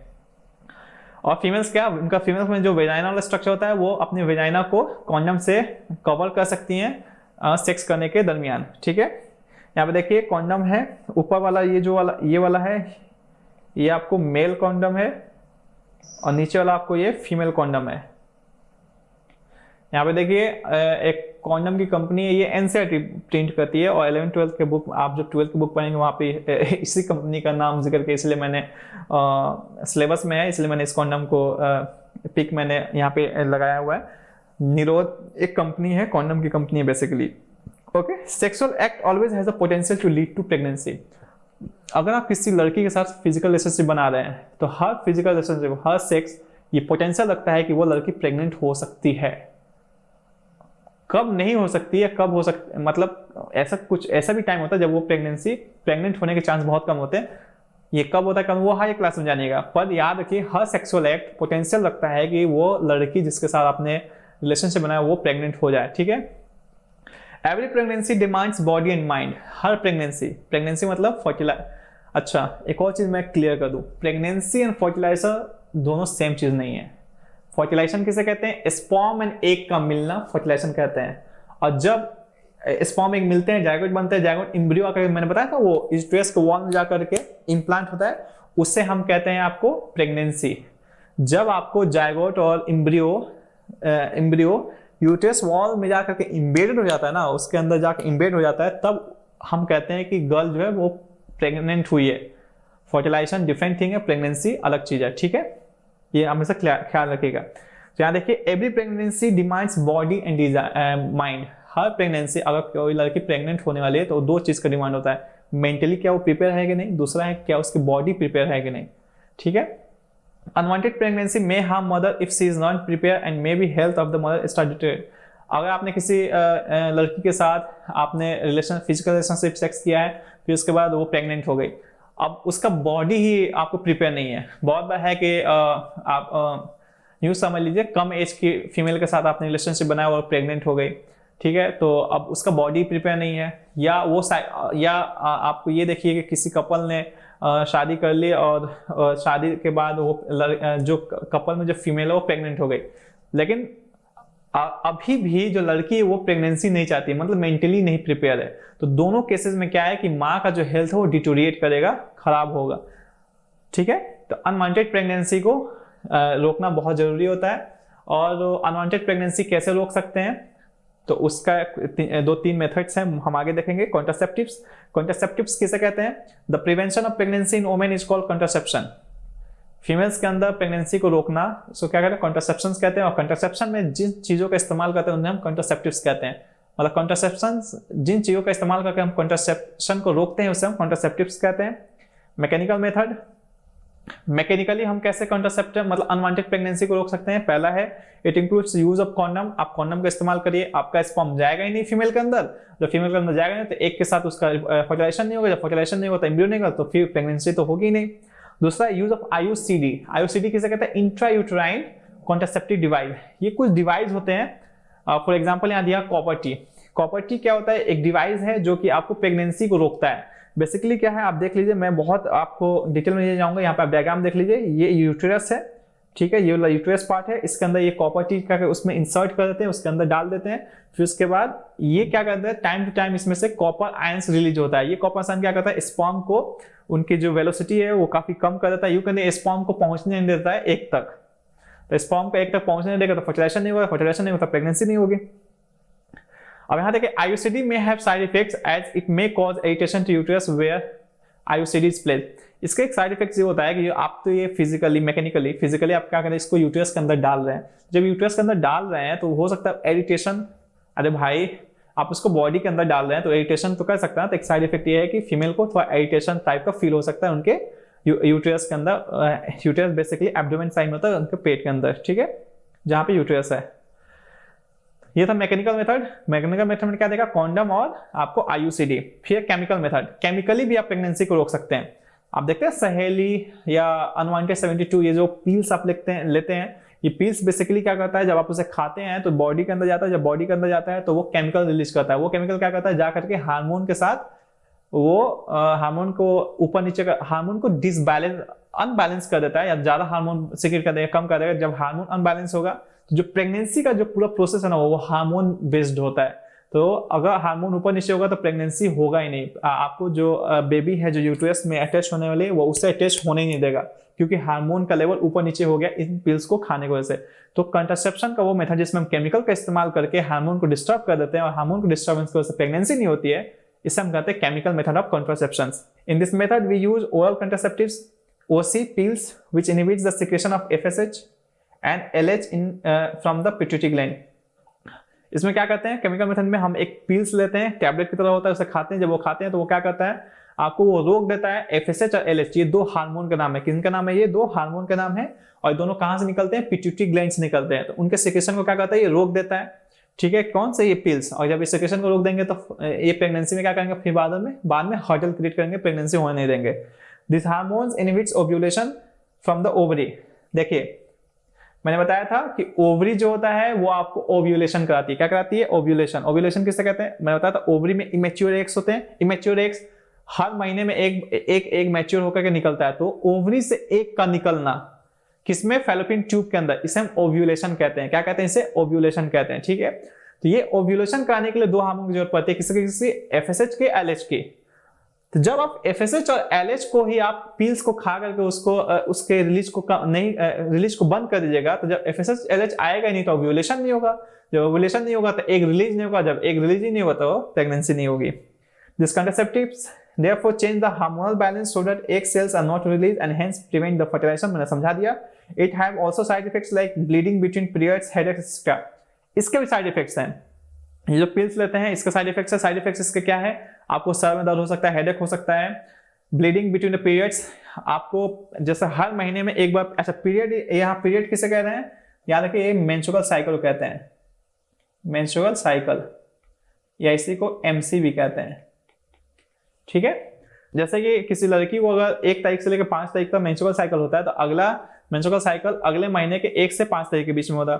लेकिन अगर आप पिल्स का ले रहे हैं तो हो सकता है कि बीच में 15-20 तारीख उसी महीने के 15-20 तारीख में आपको ब्लीडिंग हो सकता है। इन बिटवीन द पीरियड आपको ब्लीडिंग हो सकता है, हेडेक हो सकता है। इसके साइड इफेक्ट्स क्या है आप देख लीजिए। Common side effect the pills, headache, breast tenderness, nausea हो सकता है, ब्लीडिंग बिटवीन द पीरियड्स, ठीक है। अब सर्जिकल मेथड, केमिकल मेथड में क्या देखा हमने कि पिल्स दिया, पिल्स ने क्या किया, हार्मोन को रिलीज करने से रोक दिया। जब हार्मोन ही नहीं निकल देंगे तो ओव्यूलेशन नहीं होगा, ओव्यूलेशन नहीं होगा तो फर्टिलाइजेशन रुक जाएगा। अब है सर्जरी करके कैसे हम प्रेगनेंसी को रोक सकते हैं। देखिए आप क्या करिए कि जो ओवम बन रहा है ओवरी में, जो टेस्टिस बन रहा है, जो स्पर्म बन रहा है टेस्टिस में, वो आप उसको रीच ही मत होने दीजिए जहां पे फर्टिलाइजेशन हो रहा है। जब रीच ही नहीं होने दीजिएगा तो आपको फर्टिलाइजेशन नहीं होगा तो प्रेगनेंसी भी नहीं होगी। तो सर्जरी में क्या करते हैं कि जो ये देखिए ये मैंने पहले डायग्राम में दिखाया था, ये जो टेस्टिस है यहाँ से स्पर्म निकल करके जाता है, यहाँ से निकल करके फिर ये देखिए ये यहाँ पे आकर के ये आपको रास्ता होता है, फिर आकर के स्पर्म यहाँ, ये बिल्कुल आपको अच्छे से क्लियर होगा, स्पर्म आकर के इसमें मीट हो जाता है और ये यूरेथ्रा है। तो अब क्या करिए आप ये वाला पोर्शन इसे हम वास डिफरेंस कहते हैं। क्या कहते हैं इसको, वास डिफरेंस। हमने क्या किया, सर्जरी करके इसे कट कर दिया, इसे क्या कर दिया, कट कर दिया, और कट करके हमने इसको बांध दिया, टाई अप कर दिया। देख रहे हैं हमने क्या किया, टाई अप कर दिया। जब टाई अप कर दिया तो अब क्या जो स्पर्म बनेगा वो आपको जाएगा नहीं पेनिस का, सॉरी वास डिफरेंस होते हुए पेनिस के थ्रू जाएगा नहीं। तो स्पर्म बन तो रहा है लेकिन वो ट्रांसपोर्ट नहीं होगा, वो बाहर बॉडी से निकलेगा नहीं, वो टेस्टिस तक ही आपको लिमिटेड हो जाएगा, वहीं पे रहेगा। इन द सेम केस आप फीमेल्स में देख लीजिए, यहाँ पे देखिए आपको ये ओवरी है, ओवरी में एग रिलीज होगा तो आपको ये फैलोपियन ट्यूब्स होते हुए जाएगा। अब क्या किया हमने, फैलोपियन ट्यूब को काट दिया, इसको कट करके हमने क्या किया, ये डॉक्टर्स करते हैं, ये ऐसा नहीं है सब्जी काटने, ऐसा नहीं है, ऐसा तुम लोग देख रहा हूँ सब्जी सारे ऐसे बोले तो सब्जी काट रहे हो, मतलब डॉक्टर जो होते हैं उसको कट कर देते हैं, उसको टाई अप कर देते हैं, बांध देते हैं। अब क्या है, ओवरी से एग रिलीज तो होगा लेकिन वो पहुंचेगा नहीं यूट्रस तक, ठीक है। तो यूट्रस तक पहुंचेगा नहीं तो फर्टिलाइजेशन नहीं होगा, स्पर्म आएगा भी फिर भी फर्टिलाइजेशन नहीं होगा। अब बताइए आप सपोज कि आपने सेक्स किया है और आपके स्पर्म यहाँ आ गया, अब ये बेचारा इंतजार कर रहा है और एक भी बना हुआ है लेकिन एक ट्रांसपोर्ट ही नहीं, एक का रास्ता ही ब्लॉक कर दिया आपने। जब एक का रास्ता ब्लॉक कर दिया फर्टिलाइजेशन नहीं होगा, फर्टिलाइजेशन नहीं होगा, प्रेगनेंसी नहीं होगी। तो कहने का मतलब है ये आपको सर्जिकल मेथड है। इस मेथड में क्या करते हैं, वासा डिफरेंस को काट देते हैं या आप फेलोपियन ट्यूब को काट देते हैं और काटने में उससे टाई अप कर देते हैं।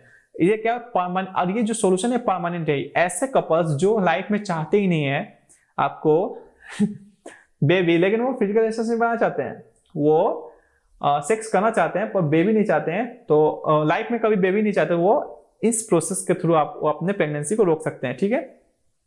तो देखिए दो टर्म है, ट्यूबेक्टोमी, वेसेक्टोमी। बेसिकली ट्यूबेक्टोमी क्या होता है, it includes cutting of the fallopian tubes in female. Female का जो फेलोपियन ट्यूब होता है उसमें उसको जब कट करके उससे थ्रेडिंग कर देते हैं, टाई अप कर देते हैं, उसे हम ट्यूबेक्टोमी कहते हैं इस प्रोसेस को।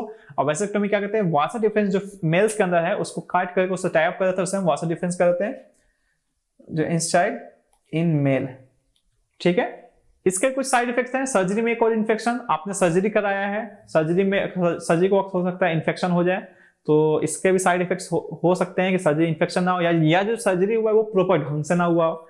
अदर प्रॉब्लम्स में occurs if surgery is not perform properly, या सर्जरी ही सही से नहीं हुआ, या सर्जरी के बाद इन्फेक्शन हो सकता है, आपने केयर टेकिंग नहीं किया, या सर्जरी के वक्त ही कुछ इश्यूज हो गए, तो इसके भी साइड इफेक्ट्स हो सकते हैं, ठीक है।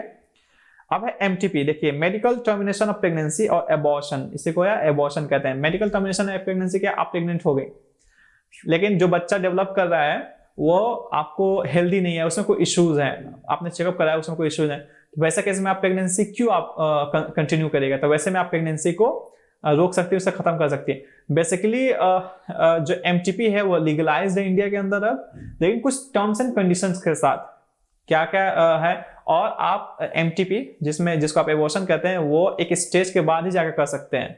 ऐसा नहीं है कि आपके पेट के अंदर 5 महीने का बच्चा है तो आप उससे एबॉर्शन करा सकते हैं, नहीं, एक लिमिटेड टाइम है, उस टाइम के अंदर आप एबॉर्शन करा सकते हैं और कुछ उसके शर्त हैं, उनके कुछ लिमिटेशंस है बेसिक। और एक और क्या है, आज का इन दिनों तो एक कॉमन चीज क्या हो गई कि एबॉर्शन तो लोगों ने इसलिए भी कराते हैं क्योंकि उनको फीमेल, पता नहीं सोसाइटी का क्या स्ट्रक्चर ढांचा इन दिनों बना है कि लोगों को सिर्फ मेल चाहिए, लड़के चाहिए, लड़कियां नहीं चाहिए। अरे भाई लड़की नहीं होगी तो फिर यार जनरेशन बढ़ेगी कैसे?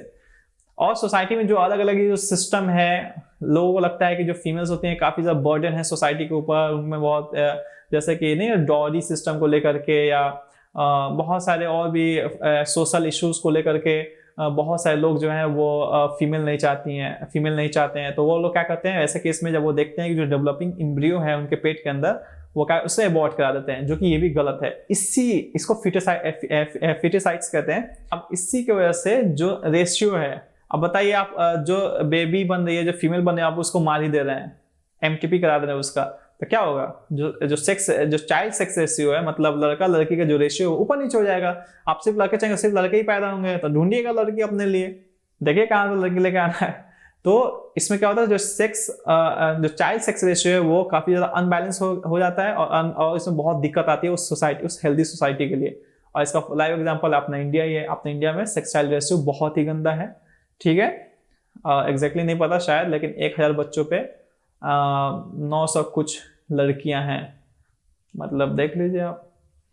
तो फिटिसाइड्स नहीं करना चाहिए, एमटीपी इलीगल है, आप इसका मिसयूज ना करें। एमटीपी वैसे केस में कर सकते हैं अगर जो डेवलपिंग एम्ब्रियो है, चाहे लड़का हो या लड़की हो, अगर उसको कुछ बीमारी है, कुछ जेनेटिकल इश्यूज हैं, या माँ को कोई खतरा है, तब वैसे केसेस में ऐसे डिसीजन लेते हैं कि उस प्रेगनेंसी को टर्मिनेट कर देते हैं, ठीक है। यहाँ पे देख लीजिए, abortion is legal in India, who decides, कैसे डिसाइड होगा?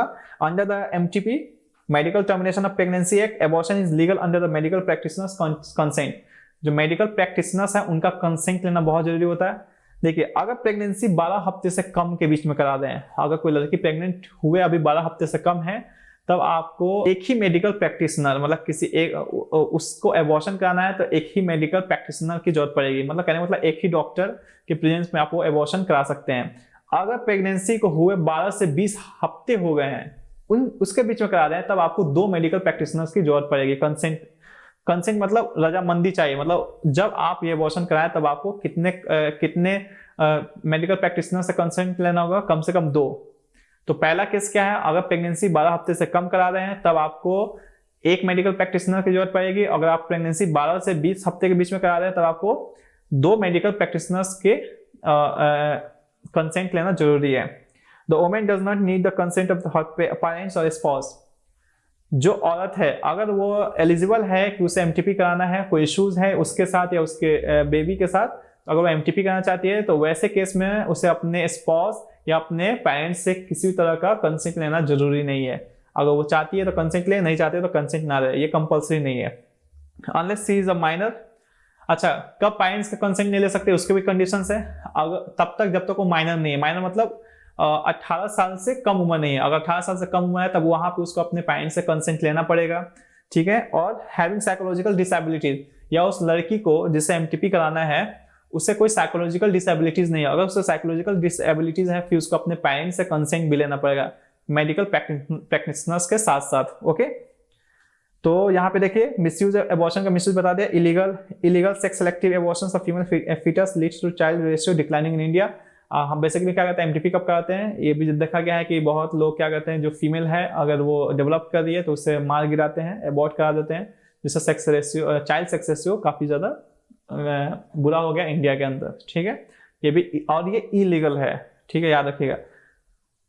सो इस चैप्टर में हमने देखा, यहाँ पे मैं चैप्टर खत्म करता हूँ। इसमें हमने देखा सेक्सुअल रिप्रोडक्शन किसे कहते हैं, सेक्सुअल रिप्रोडक्शन किसे कहते हैं, सेक्सुअल रिप्रोडक्शन फ्लाइंग प्लांट क्या होता है, फिर सेक्सुअल रिप्रोडक्शन ह्यूमन क्या है, ह्यूमन के अंदर हमने देखा कि क्या क्या चेंजेस आते हैं मेल और फीमेल के अंदर। फिर हमने उसके बाद ये देखा कि रिप्रोडक्टिव हेल्थ किसे कहते हैं। रिप्रोडक्टिव हेल्थ में हमने देखा कौन कौन से मेथड है जिससे हम प्रेगनेंसी को रोक सकते हैं। आपको मैकेनिकल मेथड है, फिर आपको मैकेनिकल मेथड है, फिर आपको केमिकल मेथड है, फिर सर्जिकल मेथड है। ये जो भी कंटेंट मैंने डिलीवर करने की कोशिश किया है ये बेसिकली एनसीईआरटी कंटेंट है। कुछ कुछ चीज़ें एक्स्ट्रा है, जैसे मैंने रिप्रोडक्टिव हेल्थ में डिजीज जो है उस किस बैक्टीरिया किस वायरस को मैंने डिजीज का नाम लिखा एक्स्ट्रा, उसको याद रखिए। कॉम्पिटिटिव एग्जाम में आपको काम आएगा, या आपको सीबीएसई हो सकता है शायद आउट ऑफ सिलेबस पूछ दे, तो वो आप पूछ सकती है कि गोनोरिया किस बैक्टीरिया से होता है, या सिफिलिस किस बैक्टीरिया से होता है, या एड्स किस वायरस से होता है, HI वायरस से होता है। ठीक है, सो इस चैप्टर तो आप इस चैप्टर को एनसीईआरटी को एक बार थ्रूली पढ़ें। कोई इश्यूज हैं तो आप कमेंट करें, और वर्क हार्ड और चीज़ों को विजुलाइज करें आसपास, और थोड़ा सा रिप्रोडक्टिवली आप कॉन्शियस रहें। आप जिस स्टेज में हैं वहाँ पे ये सारी चीज़ें देखने के लिए मिलते हैं। घबराए नहीं, कोई इश्यूज हैं तो अपने करीबी दोस्त या अपने पेरेंट्स से कंसल्ट करें। कोई अब लड़का हो या लड़की हो, कोई मसला है तो कंसल्ट करें, उसको जानने की कोशिश करें। या अगर बहुत ज़्यादा इश्यूज हो रहे हैं तो आप डॉक्टर से कंसल्ट करें, खासकर लड़कियाँ।